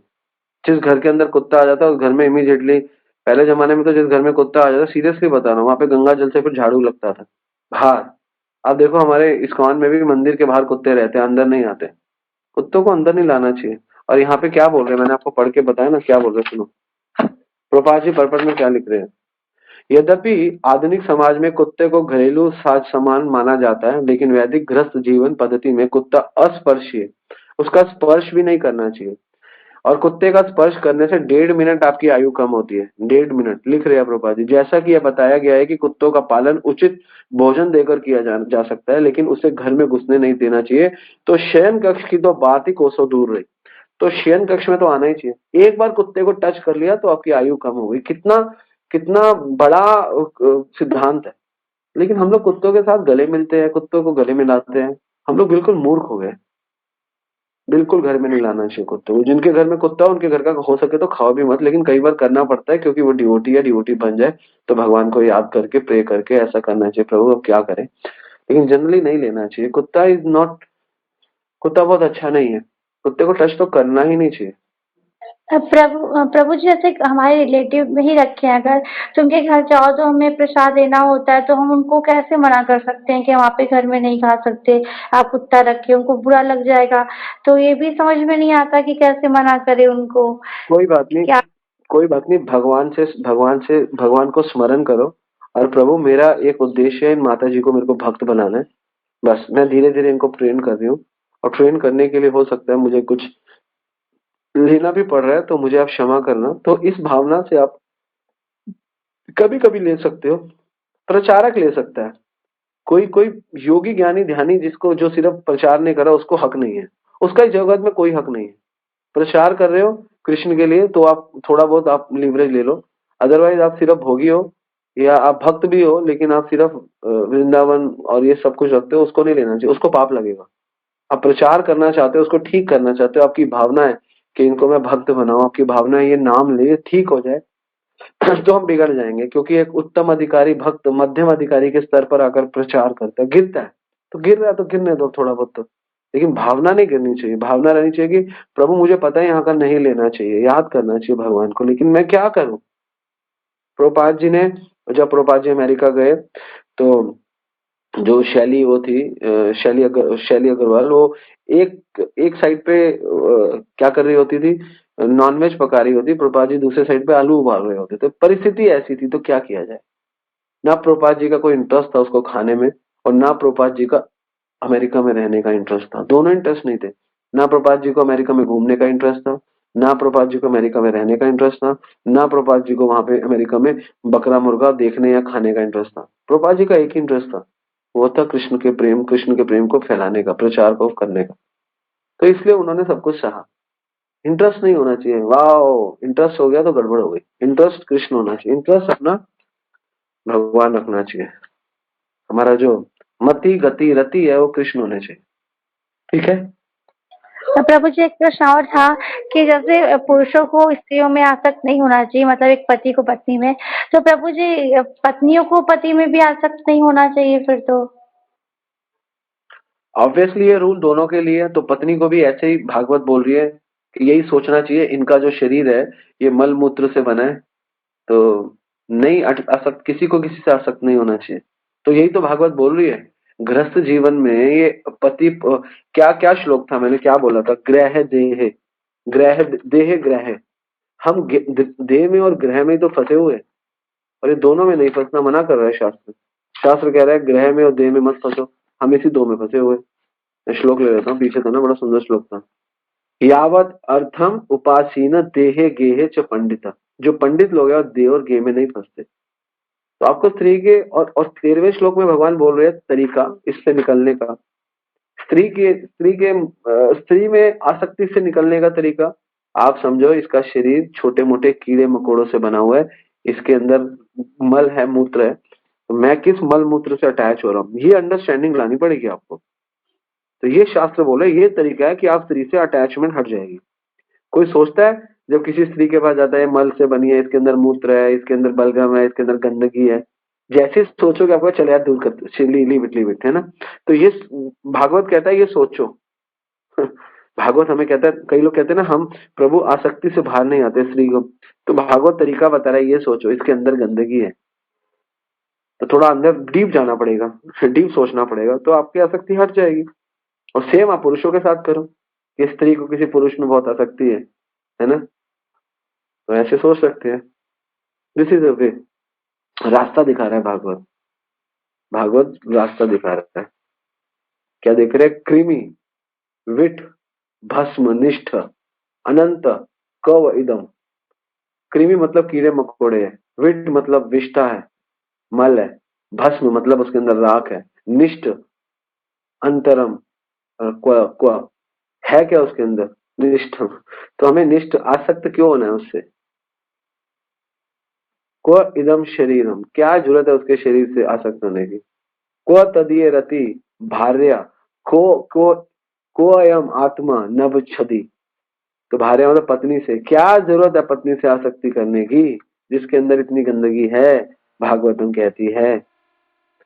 लेकिन तभी भागवत उन लोगों को पढ़नी चाहिए थोड़े से मेच्योर हो गए हैं। इसलिए नए लोग को पढ़ाओगे, उसकी शादी नहीं हुई है, उसको पहले अभी टॉपिक दे दोगे तो बेचारा शादी नहीं करेगा, इसलिए ब्रह्मचारियों को यही पढ़ाया जाता है सीधा ही क्लियर कर देते हैं। तो गृहस्थ जीवन ऐसा, ये भावना रखनी चाहिए, लेकिन आप धीरे धीरे, और 1 मिनट में होगा भी नहीं, तो धीरे धीरे प्रोसेस है ये, तो धीरे धीरे आपको यूज करना है हर चीज की। तो आज ये गृहस्थ जीवन पे हमने सीखा कि कैसे हमें अपनी बीवी में, अपने धन में संतोष लाना है, जो कि बहुत इंपॉर्टेंट है। हरे कृष्णा प्रभु जी।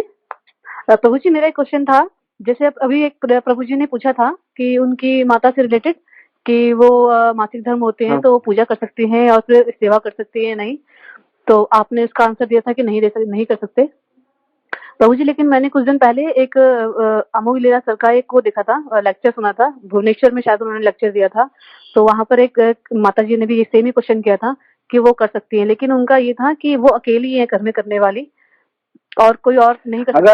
अगर आप अकेले हो तो you can offer your guru, not Krishna directly, you can offer to your guru and guru will offer to Krishna, then you need not to offer. तो किसी भी कंडीशन में आप भगवान को नहीं कर सकते, you can offer to your guru, आप अपने गुरु को ऑफर कर सकते हो, दैट इज अ सिद्धांत। You directly can't offer to Krishna. You can offer to Guru and Guru will offer to Krishna. This is another way. If you are alone and you are not able to do anything, then better you offer to your Guru and Guru will offer to Krishna. This is another way. If you are alone and you want to offer to Krishna, then better you first offer to your Guru. You even can't offer directly to Krishna. First you offer to Guru. So you should have Guru then. Okay. This is another answer. Thank you. अभी भी ब्रह्म ज्योति के concept को कैसे समझा सकते हैं?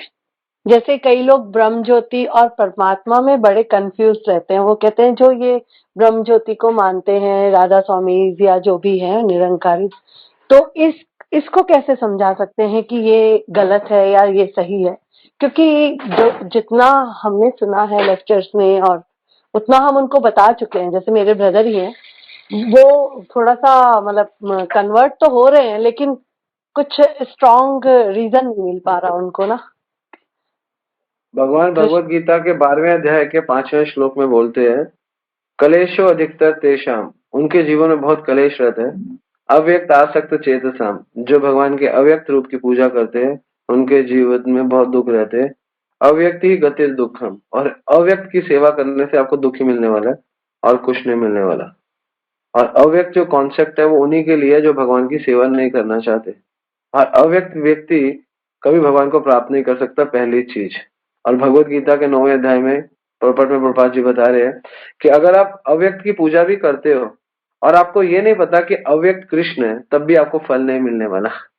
तो अगर आपको अव्यक्त से भी फल चाहिए, अव्यक्त से भी आपको अगर फल चाहिए, तो आपको ये पता होना चाहिए अव्यक्त, ये व्यक्त का जो अव्यक्त है वो भगवान ही है। 7वें अध्याय में भगवान बोलते हैं कि कई लोग ऐसा सोचते हैं कि मैं निराकार से साकार हुआ हूँ, ऐसे लोग मूर्ख हैं। मैं आपको श्लोक बता देता हूँ, वैसे तो बहुत सारे श्लोक बता सकते हो, लेकिन ये 2 श्लोक बताओ। एक तो बताओ 12वें का 5वां और एक बताओ 7वें का। मैं आपको 7वें का भी बता देता हूँ। 7वें का आप 25वां भी बता सकते हो। भगवान बोलते हैं, ना हम प्रकाश सर्वस्व योग माया समावृता, मैं अपने आप को कहीं प्रकाशित नहीं करता। और उससे 24वां श्लोक है, अव्यक्ति व्यक्ति आपन्न मन मन्यते माम बुद्धया परम भावम जानन्तो मम अव्यम अनुत्तमम। भगवान बोलते हैं मेरे परम भाव को नहीं जानते, इसलिए जो लोग ऐसा कहते हैं वो लोग मूर्ख है कि मैं पहले अव्यक्त था फिर मैं व्यक्त हुआ। भगवान कहते हैं मैं शुरू से ही व्यक्त हूँ। तो ऐसे गीता के बहुत श्लोक है। गीता में भगवान 10वें अध्याय में बोल रहे हम सर्वस्व प्रभव, भगवान 7वें के 7वें बोल रहे मत परंतर नान्यात्, और भगवान 7वें के 9वें बोल रहे बहु नाम जन्म नाम अंते। तो मैं आपको 5-7 श्लोक लिख के भेज देता हूँ, आप लिख लो।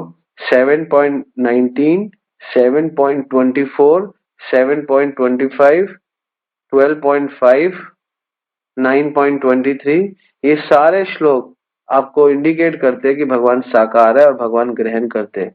और भगवान ग्रहण करते हैं उसके लिए भगवान 9वें अध्याय में बोलते हैं पत्रम पुष्पम फलम तोयम, और 3रे अध्याय में बोलते हैं यज्ञ शिष्ण अश्निन संतो मुच्यन्ते सर्व किल्मश, कि मुझे भोग लगाओ। कितने सारे श्लोक, 3, 13 और 9, 25, 9, 26, यद करोषि यद नासी यद ददोषि ददासी यद तपस्वी तो कौनतेय। कुरुषु मत अर्पणा। तो ये भगवान बहुत कुछ बोल रहे हैं, तो उनको बोलो गीता से उनको समझाओ। उनको कन्विंस करना है तो गीता से कन्विंस कर सकते हैं। अगर वो गीता को नहीं मानते, अगर वो ये कहते हैं हम गीता को नहीं मानते तो हम निराकार को मानते हैं, तो भी उनको कह सकते हो तुम वैदिक चीजें नहीं मानते तो अपने पिताजी का संस्कार करोगे, या आपके भाई है या आपके कजन है, अपनी माता का संस्कार तो वैदिक पद्धति से किया। आपने विवाह तो निरंकारियों के हिसाब से नहीं किया, आपने शादी तो राधा स्वामियों के हिसाब से नहीं करी। आप जो शादी संस्कार हमारी वैदिक पद्धति से करते हो, तो भक्ति भी वैदिक पद्धति से ही करो, ठीक है।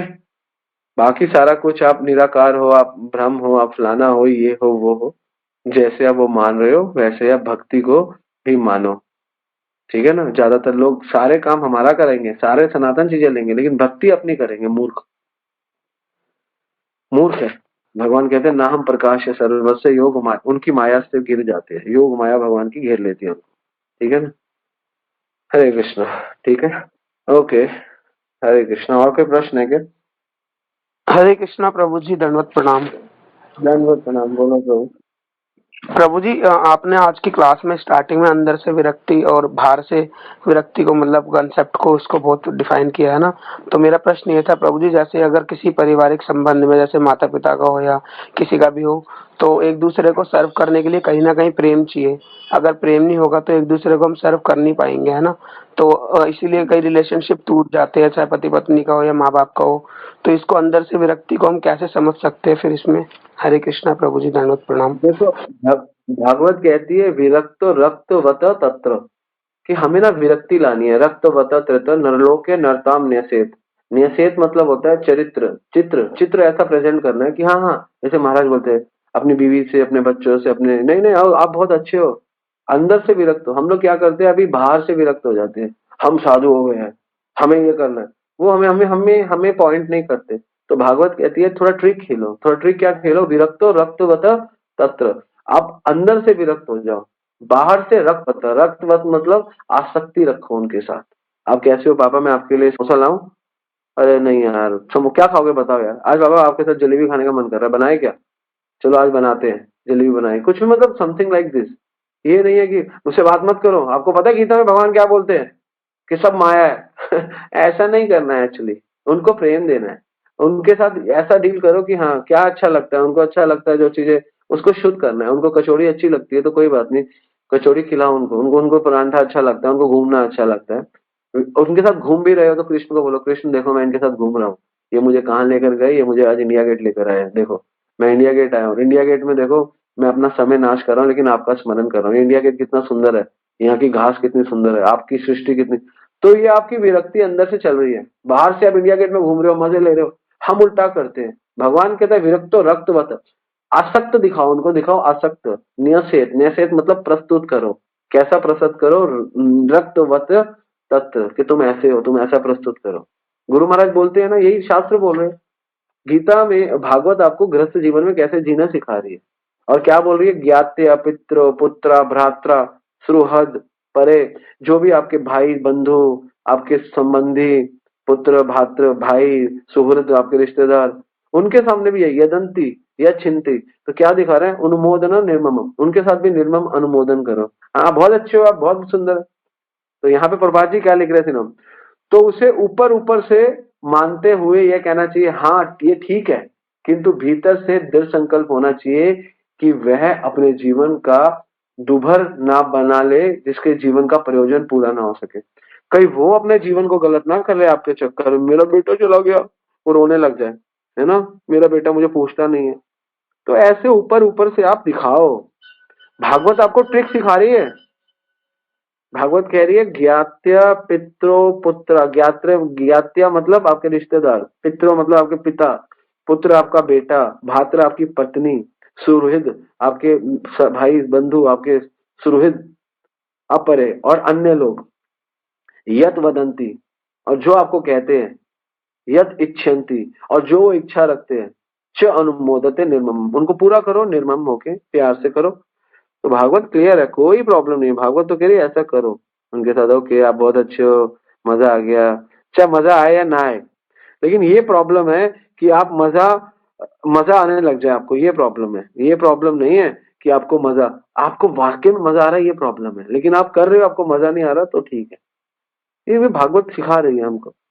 कितना सुंदर श्लोक है, वंडरफुल श्लोक है। छठा श्लोक है ना, 7, 14, 6, कितना सुंदर श्लोक है।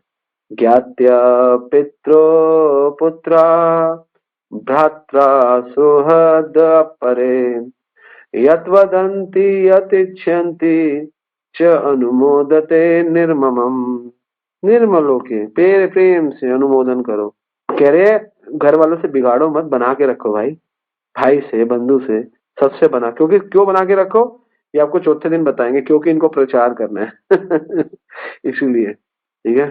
हरे कृष्णा प्रभु जी। दंडवत प्रणाम प्रभु जी। जैसे कई स्त्री होती है तो वो प्रश्न ये करती है, जैसे कल का वो था, कल का सेशन था, तो उसमें ये बताया गया ना कि जैसे बच्चे हैं ये सब है तो इनको एज ए स्वप्न लेना चाहिए, है ना। तो उसमें ये प्रश्न करती है कि चलो तुम्हारे लिए तो कुछ नहीं है, लेकिन एक स्त्री ने जिसने 9 महीने पेट में बच्चे को रखा, इतने कष्ट झेल के उसे पैदा करा है, तो उसके लिए स्वप्न कैसे हो सकता है, उसने तो 9 महीने दर्द सहा है। तो ऐसे प्रश्न करते तो हमें उससे फिर वो इनको कंसीव नहीं कर पाते, है ना, इन बातों को। तो वो कैसे प्रैक्टिकली इसको कंसीव कर सकते हैं। तो उनको मतलब ये एज ए सेवा करनी चाहिए या फॉर्मेलिटी करनी चाहिए गृहस्थ जीवन में, कि जैसे कोई पत्नी है उसको पति की और पिता को बच्चों की, तो इसको प्रेम से सेवा करनी चाहिए या बस फॉर्मेलिटी, और वो कैसे कंसीव कर सकते हैं। हरे कृष्णा प्रभु जी, धन्यवाद प्रणाम। क्योंकि माँ ये सोच रही है कि मैंने 9 महीने इसको अपने घर में रखा है तो मेरी प्रॉपर्टी हो गई, और भगवान ने आपको करोड़ों जन्मों तक इस जगत में रखा है, उनकी प्रॉपर्टी नहीं हो आप 9 महीने में क्लेम कर रहे हो कि आपका वो बच्चा है, और भगवान ने जन्मों जन्मों से आपको रखा है, तो वो क्लेम कर रहे हो तो उनकी क्या बुराई है। इसलिए हायर अंडरस्टैंडिंग से लोअर अंडरस्टैंडिंग करती है। और 9 महीने रखने का आपको फल कितना प्यारा मिल रहा है, आप ये नहीं देख रहे हो। एक्चुअली हम अगर भगवान से कंपैरिजन करें, हमारे तो कोई कार्य ही नहीं है, हमें तो 9 महीने बच्चे को रखना है। That is a big big work actually. पुरुष कह रहा है लेकिन करती तो स्त्रियां हैं। लेकिन भगवान देखो ना, पूरे गर्भोदक्षाई, गर्भ से ही तो है गर्भोदक्षाई विष्णु। भगवान ने सबको अपने गर्भ में रखा है, सबको। भगवान का गर्भ कितना महान है। कारणोदक्षाई विष्णु, गर्भोदक्षाई विष्णु, शिरोदक्षाई विष्णु, है ना। भगवान कारण समुद्र में बैठे हैं, और वो कारण समुद्र को एक गर्भ के समान गोल, जैसे बच्चा माँ के गर्भ में होता है, भगवान भी उसी गोल गर्भ में होते हैं। तो इसलिए घर में रखना, भगवान की उदारता को भी देखना चाहिए, भगवान कितना वर्क कर रहे हैं, कितना काम कर रहे हैं। इसलिए जब तक हमारे अंदर कृतज्ञता का गुण नहीं आएगा, आपने घर में रखा, घर में भगवान खिला रहे हैं, आपको सूर्य दे रहे हैं, आपको जल दे रहे हैं, आपको वस्तु दे रहे हैं, खाने के लिए केला दे रहे हैं, सेब दे रहे हैं, सब कुछ भगवान से मिली तो रहा है आपको, प्रकृति से। तो इससे जब हायर अंडरस्टैंडिंग होगी ना, तो कर्ता भाव बहुत शून्य हो जाता है। ये जगत में हमारा कर्ता भाव ही तो शून्य होना है। अहंकार क्या है कि हम करते हैं और हम भोगते हैं। अहंकार 2 ही जगह है बस, उसके अंदर सारी चीजें आती है। मैं करता हूँ, मैं सब कर रहा हूँ और मैं भोगूंगा, ये अहंकार है। तो इसलिए वो स्त्री या माता या कोई भी पुरुष ये सोच रहा है मेरा, ये अहंकार है। और मेरे भोग के लिए तो ये भी अहंकार है। सब ठाकुर जी का, ठाकुर जी के लिए, ये अहंकार नहीं है। ये सही अंडरस्टैंडिंग है, और ये सत्य, ये असली अहंकार है, सही अहंकार। और हमारा है क्या, हमें लगता है वो तो हम जवान है तो बच्चा पैदा कर, जब बच्चे थे तब नहीं कर पाए, जब बूढ़े थे तब नहीं कर पाएंगे। तो जवानी भी तो कृष्ण ने दी है। अब हम जवान हैं, हमारी उम्र 20 साल हो गई, तो 20 साल से 40 साल तक स्त्रियां बच्चा पैदा कर सकती है। उनको ये सोचना चाहिए, 40 42 जो भी वर्ष है, सोचना चाहिए 20 साल। अब 20 जैसे 50 की होंगी तो बच्चा क्यों नहीं कर सकती, और जब 10 12 की थी तब क्यों नहीं कर सकती। तो भगवान ने उनको ही अरेंजमेंट दिया उतने साल के लिए ही बस। तो आपके पास लिमिटेशन है, ये लिमिटेशन सोच के आपको ध्यान रखना चाहिए। कोई अनलिमिटेड है जिसने हमें लिमिट में रखा है। तो इससे कई चीजें, जो व्यक्ति एक शुद्ध भक्त है ना, वो समझ जाएगा। और जो ये आर्गुमेंट करेगा ना, उसको आप शास्त्रों से ठीक करो, और उसको रियलाइज कराओ कि तुम्हारा ये जॉब है इसलिए तुम ये कर रही हो, हमारा ये जॉब है हम ये कर रहे हैं, उसका वो जॉब है वो कर रहा है। हर कोई अपनी जॉब कर रहा है, और कोई अपनी जॉब करके अगर बहुत बहुत खुश हो रहा है और उसको लग रहा है कि वो ही और शी इज द बेस्ट, तो अहंकार ही है। आप ही बच्चे को कोई पुरुष कैसे अपने पेट में रखेगा, रख ही नहीं सकता। उसके पास भगवान ने उसको जॉब करने का, वो जॉब कर ही नहीं सकता, वो कार्य करने के लिए बनाया ही नहीं है। वो तो स्त्री कर सकती है, उसी को बनाया है, तो वो कर रही है तो क्या है। पुरुष को किसी और काम के लिए बनाया, वो काम करता है। तो सबको अलग अलग कार्य दिए गए हैं, सब कार्य कर रहे हैं। भगवान कह रहे हैं मेरी अध्यक्षता में, अगर ये पेड़ सोचने लग जाए कि मैं सबको फल दे रहा हूँ, है ना, पेड़ ये सोचने लग जाए, पुरुष ये सोचने लग जाए मैं सबको खिला रहा हूँ, तो सृष्टि खराब हो जाती है। तभी तो बोले ना, संतोष होना चाहिए। मैंने एग्जांपल दिया था आपको चप्पल का। अगर एक मंदिर में आपकी चप्पल उठ जाए और आप घर चुपचाप नंगे पैर चले जाओ तो संतुलन बना रहेगा। क्यों? आप आपकी चप्पल खोई, आपने दूसरे की पहन ली, दूसरा वाला फिर तीसरे की पहनेगा तो संतुलन बिगड़ जाएगा। आपकी चप्पल खो गई, आप नंगे पैर चले जाओ, कोई बात नहीं, आपने सह लिया, तो संतुलन बना रहेगा। इसलिए जब हम कोई भी व्यक्ति सहता है, एक स्त्री अगर इस चीज को समझ जाएगी तो संतुलन बना रहेगा। सृष्टि का, उसके मानसिक संतुलन, सृष्टि का संतुलन और उसका ओवरऑल संतुलन बना रहेगा। अगर वो ये सोचे कि मैं कर रही हूँ तो उसके अंदर अहंकार आएगा, कर्ता भाव आएगा, फिर वही बच्चे में जाएगा, बच्चा भी यही बड़ा होके सोचेगा मैं करता हूँ, तो सारा संतुलन बढ़ जाए बिगड़ जाएगा। इसलिए हर माता, हर पिता, हर व्यक्ति, पूरा संसार यही सोच रहा है मैं कर रहा हूँ और मेरे लिए, तो संतुलन बिगड़ गया। जैसे सब धीरे धीरे संकुचित होते रहेंगे, सब भगवान का भगवान के लिए, भगवान का भगवान के लिए, संतुलन बना रहेगा। संतुलन ऐसे ही तो बनता है। ठीक है, हरे कृष्ण। हरे कृष्णा, धन्यवाद प्रणाम। एक्चुअली मेरा ये क्वेश्चन है कि चैंटिंग के टाइम बहुत मटेरियल प्लानिंग्स आते हैं कि अच्छा पढ़ाई कर लिया, अब ये करना है, पढ़ाई की प्लानिंग ऐसे करनी है, स्ट्रैटेजी ऐसे बिल्ड करना है, मतलब चैंटिंग के वक्त ही आएगा, बाकी टाइम नहीं आएगा कि ये करना है। इसका मतलब चैंटिंग अच्छा हो रहा है। मैं बताता हूँ कैसे। क्योंकि हमारे दिमाग में है कूड़ा संसार का। जब किसी कमरे में मिट्टी पड़ी होती है तो मिट्टी अलग है, हमें दिखने नहीं, जैसे झाड़ू मारते हैं तो मिट्टी उड़ती है, लेकिन होता क्या है, मिट्टी तो उड़ती है लेकिन कमरे की सफाई होती है। सिमिलरली हमारे अनर्थ होते हैं बुद्धि में, मन में। जब भगवान का नाम लेते हैं तो भगवान का नाम सफाई शुरू करता है, सारे अनर्थों को बाहर लाता है। जब मैं चैंटिंग शुरू करता था, शुरू में मुझे याद है, मुझे हम पुरानी दिल्ली रहते थे, हमें पुरानी दिल्ली शिफ्ट करे हुए बहुत टाइम हो गया, हम इधर आ गए वेस्ट दिल्ली साइड। तो पुरानी दिल्ली के जो मेरे फ्रेंड्स थे, जो वो मुझे याद आते थे चैंटिंग करते हुए शुरू में, तो मैंने गुरु महाराज से पूछा, महाराज मेरा तो उनसे आज 20 साल से संबंध नहीं है, वो मुझे याद आते चैंटिंग में। महाराज कहते कोई बात नहीं, आप करते रहो। फिर करता रहा, फिर कॉलेज याद आने लगा, स्कूल याद आने लगा, बच्चे याद आने लगे, सब कुछ पहले पहले धीरे धीरे। अब नहीं आते, सफाई होती है। पुराने जो कंटेमिनेशन है इस जन्म के, कई चीजें पुरानी पुरानी याद आती है। एक मंदिर याद आता है, एक एक एक सीढ़ियां याद आती है, एक छत याद आती है, पता नहीं कौन सी है, कई बार आती है। मैंने महाराज से बोला, महाराज कई बार छत सीढ़ियां वो बार बार आती है, कौन सी है मुझे पता नहीं, मैं कभी गया नहीं। तो महाराज में बोलते कई लास्ट लास्ट जन्मों के इंप्रेशन होते हैं, चैंटिंग करने से बाहर आते हैं। शुद्ध चैंटिंग करने से अच्छे और जल्दी बाहर आते हैं। मेरे को कम से कम एक सपना आया 50 बार से भी ज्यादा अभी तक अपने जीवन में, कम से कम वो एक ही सपना। मैं एक जगह भाग रहा हूँ, एक दूध वाले की वो खड़ी है, वहां से सीढ़ियां जा रहा हूँ ऊपर, एक बहुत सारा कोई गांव सा है, मैं ऊपर चढ़ गया, वहां से फिर राइट हो गया और मैं भाग रहा हूँ, और वहां पे कुछ लड़के बैठे हैं, कपड़े सूख रहे हैं, 3-4 माताएं बैठी है, फिर लड़कों के साथ में, वो लड़के हैं 21-22 साल के, मैं अपने आप को तो देख नहीं पा रहा, उनको देख पा रहा हूँ। और ये सपना मुझे 20-25 साल है। तो मैंने महाराज से एक बार पूछा, महाराज ऐसा आता है? महाराज कहते हैं कुछ लास्ट जन्म के भी इंप्रेशन होते हैं, कुछ अब के भी इंप्रेशन होते हैं, वो आते रहते हैं। तो ये इंप्रेशन है जो कईयों बार आपने किया होगा। तो चैंटिंग के समय बाहर अब सफाई हो रही है, अच्छा है, झाड़ू लग रहा है ना, तो बाहर सफाई हो रही है, मिट्टी बाहर निकल रही है। तो ये जो हो रहा है बहुत अच्छा हो रहा है, होता रहेगा। 1 साल, 6 महीने, 10 महीने, 12 महीना, 2 साल भी हो सकता है। अच्छी चैंटिंग करोगे तो 4 महीने में भी गायब हो सकता है, लेकिन ये गायब हो जाएगा। इसका मतलब चैंटिंग, जिसको चैंटिंग करते कुछ नहीं आता, ना अच्छा ना बुरा, इसका मतलब उसकी चैंटिंग ठीक नहीं हो रही। तो कुछ ना कुछ आते रहना चाहिए, it's a good sign. Okay, Hare Krishna. जैसे कि प्रभु जी मतलब मेटेरियली और किसी से स्पिरिचुअल आर्गुमेंट कर लिया कि मतलब ऐसा किसी ने बोला था तो उसका आंसर मैंने ऐसा दिया था। लाइक एक क्रिश्चियन ने मुझे पूछा था कि तुम्हारे भगवान तो बहुत कुछ मतलब चाहते हैं कि फल फूल। मैंने कहा हमारे भगवान बहुत कुछ नहीं चाहते हैं, बस पत्रम पुष्पम फलम तो बस एक एक दे दो, हो गया। मतलब ऐसी ऐसी चीजें, मतलब किसी से आर्गुमेंट करता, किसको कैसे, ये सारी चीजें भी आती रहती है और ये मेटेरियल प्लानिंग भी आते रहते हैं। लगता है कि चैंटिंग अच्छा ही नहीं हुआ है, ऐसा लगता है जितना भी चैंटिंग कर लो। चैंटिंग करके विचार आना गंदा भी और अच्छा भी, सब ठीक है, अभी करते रहो चैंटिंग। क्या भगवान गीता में क्या बोलते हैं? सतत कीर्तन तमम यतन तस्य दृढ़। सतत करना है, तो सतत जो कार्य करना है वो इसलिए करना है क्योंकि सतत की रिक्वायरमेंट है। जैसे आपको सतत, आप अगर एक दिन रोटी नहीं खाओगे, 2 दिन नहीं खाओगे तो आप मर जाओगे। तो सतत करना है, सतत खानी है, जब तक जिंदा रहोगे आपको खाना खाना है। तो सिमिलरली जब तक आपको इस जगत में हो, आपको भगवान का नाम लेना है। फिर धीरे धीरे रोटी खाने से आप में शक्ति भी आ जाएगी, वैसे धीरे धीरे चैंटिंग करने से आप में शक्ति भी आ जाएगी। सतत करना है, इस काम को रोकना नहीं है, ठीक है ना।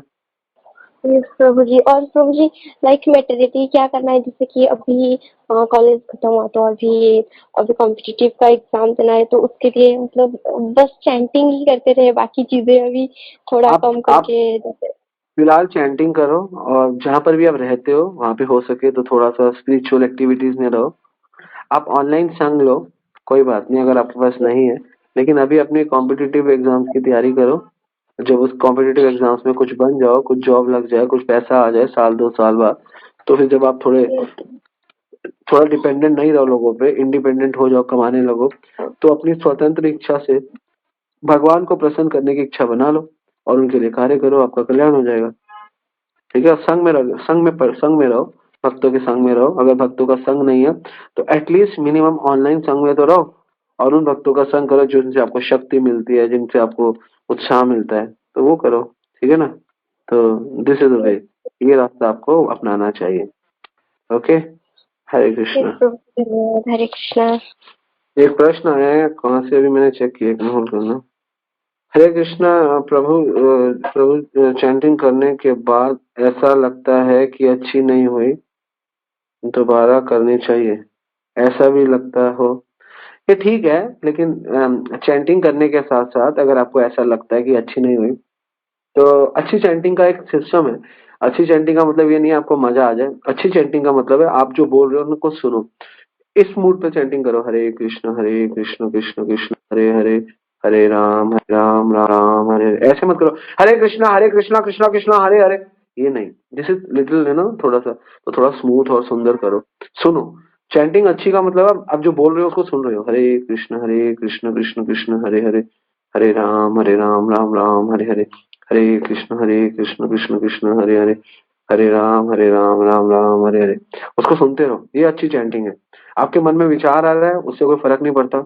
आपके मन में कुछ दुख आ रहा है, सुख आ रहा है, उसका कोई फर्क नहीं है, उसको आने दो। ठीक है ना? गुरु महाराज बोलते हैं अगर हेमम मल नहीं आ रही है तो उसको भी आने दो, कोई प्रॉब्लम नहीं। आप चैंटिंग करते रहो, तो ये तरीका है अच्छी चैंटिंग का, और आप समझ जाओगे कि आपकी चैंटिंग ठीक हो रही है। और अच्छा है कि आप जल्दी जल्दी चैंटिंग करो, ब्रह्म मुहूर्त में करो। और अच्छा है कि आप सुबह सुबह करो। ठीक है ना? कभी कभी बिना भोग लगाए खाना पड़ता है फैमिली इशू के कारण, तो क्या करे?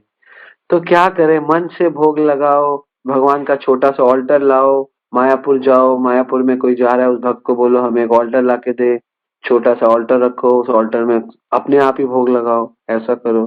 ठीक है ना? ऐसा कर सकते हैं। हरे कृष्ण। हरे कृष्णा प्रभु जी, दंडवत प्रणाम। धन्यवाद, प्रणाम। बताइए। मतलब प्रभु जी, जैसे पहले है ना, मतलब भगवान की मतलब इतना है ना, दिल है ना बहुत कठोर सा हो गया है। मतलब पहले मतलब भगवान के लिए जो विलाप आता था या वो प्रेम उभर के आता था, और उनसे मतलब उनके सामने रोना और इस तरह की मतलब वो होती थी। अब वो मतलब कुछ भी नहीं होता, और संसार के प्रति भी ऐसे ही हुआ है, मतलब सभी के लिए। तो तो भगवान के भक्तों का लिए संत मतलब हो ऐसा जाओ। कुछ नहीं हो रहा मेरे लिए, तो ये क्या है? तो ये इसलिए होता है जब भक्तों के प्रति द्वेष रखते हैं, मन में उनके प्रति गंदगी रखते हैं, तो कृष्ण ऐसा कर देते हैं। तो उनके लिए ज्यादा द्वेष मत रखो। अगर रखते हो तो आप जानते हो आपके मन का, तो आप धीरे धीरे मन से भक्तों को माफ करो या उनसे माफी मांगो। दोनों, माफ या करो या माफी मांगने से भी दोनों से कल्याण होगा। ठीक है? नहीं, जो भगवान का भक्त है वो तो मेरे को बहुत प्यारे लगते हैं, मतलब बहुत अच्छे लगते हैं कि मेरे को उनसे बात करने में भी तो अच्छा आपने लगता है कि उनसे बात। जाने अनजाने किसी भक्त के प्रति अपराध कर दिया, तो फिर आप भगवान से सॉरी मांगो कि मेरे को शायद जाने अनजाने हो गया होगा, मुझे क्षमा कर दो। भगवान ही क्षमा कर देंगे। ठीक है? Don't worry. ठीक प्रभु जी, थैंक यू। हरे कृष्णा प्रभु जी, धन्यवाद, प्रणाम, thank you. Hare Krishna. Master का क्वेश्चन है, हरे कृष्णा प्रभु जी, concentration, enthusiasm, interest is there while hearing the lecture, but so much concentration will not be there while chanting. No problem. When you are chanting, it hardly matter. Then you have an enthusiasm and you don't have enthusiasm, but you'll have to hear it. जो बोल रहे हो उसको सुनना है और कुछ नहीं करना। और और हमारा असली इंटरेस्ट अगर, और मैं आपको बताऊं इंटरेस्ट क्या होता है हमारे अंदर। एक एक व्यक्ति मुझे पूछता है, प्रभु जी मैं जब तक कथा सुनता हूँ ना मेरे बहुत एनर्जी रहती है, बाद में ना जब छोड़ देता हूँ फिर वैसा हो जाता हूँ। तो मैंने उसको बोला कोई बात नहीं, जब हम खाना खाते हैं ना हमें टेस्ट थोड़े टाइम तक याद रहता है, लेकिन उसकी जो ताकत रहती है और उससे जो हमारी ऊर्जा बनी रहती है वो हमेशा बनी रहती है। कोई बात नहीं, टेस्ट कभी कभी आता है लेकिन आपके अंदर शक्ति बनी रहेगी।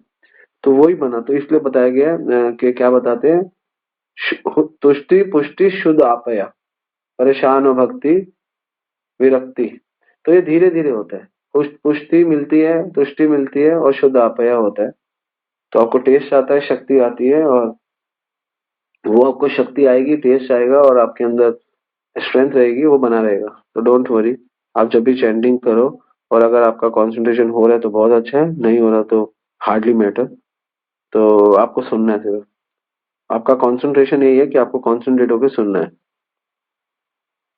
कोई स्पेशल कंसंट्रेशन की जरूरत नहीं है कि मैं लीला में घुस जाऊं, आपको इतना ही कंसंट्रेट करना है, you will have to hear it only. Hare Krishna Krishna Krishna Hare Hare, Hare Ram Ram Ram Hare Hare. तो मंत्र को सुनना ही मंत्र का कंसंट्रेशन है, बस। ठीक है, हरे कृष्णा। और कोई प्रश्न है? कुछ पूछ रहे थे प्रभु जी? हाँ, हरे कृष्णा प्रभु जी। जी प्रभु जी मैं काफी समय से कृष्ण और इस्कॉन से जुड़ा हुआ हूँ, और अब मेरा भक्ति का लेवल ये हो गया है कि मैं लोगों को भी इस तरफ लेकर आ रहा हूँ, कृष्ण भक्ति का प्रचार कर रहा हूँ। और मैंने कुछ लोग जोड़ भी लिए हैं अपने साथ साथ, और कुछ लोग विरोध भी कर रहे हैं इस चीज का। तो जो लोग विरोध कर रहे हैं तो उनसे मेरा मन थोड़ा आक्रोश में है। मेरे मन में 10% ये आ जाता है कि नहीं यार, छोड़ो यार, किस लाइन में लगे हो, क्या कर रहे हो। और भक्ति का लेवल वो है कि वो 10% सवाल नहीं आना चाहिए मन में, क्या करना चाहिए प्रभु जी, जो 10% ना आए मेरे मन में, कि मैं कृष्ण का प्रचार ना करूं, मैं लोगों को ना बताऊं कि चैंटिंग करो, हरे नाम कीर्तन करो। जारे देखो तारे कहो कृष्ण उपदेश, हमारा 11 है गुरु हुई तारो ही देश। ये 10% अभी 10% माया ने पकड़ा हुआ है, तो आप 100% माया को छोड़ दो, खुल के प्रचार करो, खुल के प्रचार करो, जो वो कहता है उसको कहने दो। क्या सबसे बड़ा है रोग, क्या कहेंगे लोग, लीव ऑल दिस, लोग क्या कहेंगे छोड़ दो। आपको अगर आपके घर वाले सपोर्ट कर रहे हैं, आपकी बीवी आपके बच्चे सपोर्ट कर रहे हैं, तो जस्ट गो इट। अगर वो नाराज हो रहे हैं, घर डिस्टर्ब हो रहा है, then you will have to manage. Otherwise नहीं प्रभु, तब आपको क्या पड़ेगा, च अनुमोदते निर्ममम। तो आपको ये श्लोक याद रखना पड़ेगा। क्या श्लोक याद रखना, यत वदनति यत इच्छन्ति च अनुमोदते निर्ममम। अगर वो लोग रेडी है, then don't care of other people, hardly matter for them. उनके लिए कोई फर्क नहीं पड़ता, आपको और आपको उनके लिए फर्क नहीं पड़ना चाहिए। आप अपना कार्य करो, आप कृष्ण के लिए कर रहे हो ना, तो डोंट वरी। अगर प्रश्न नहीं है तो we can wind up the class now. Okay, Hare Krishna.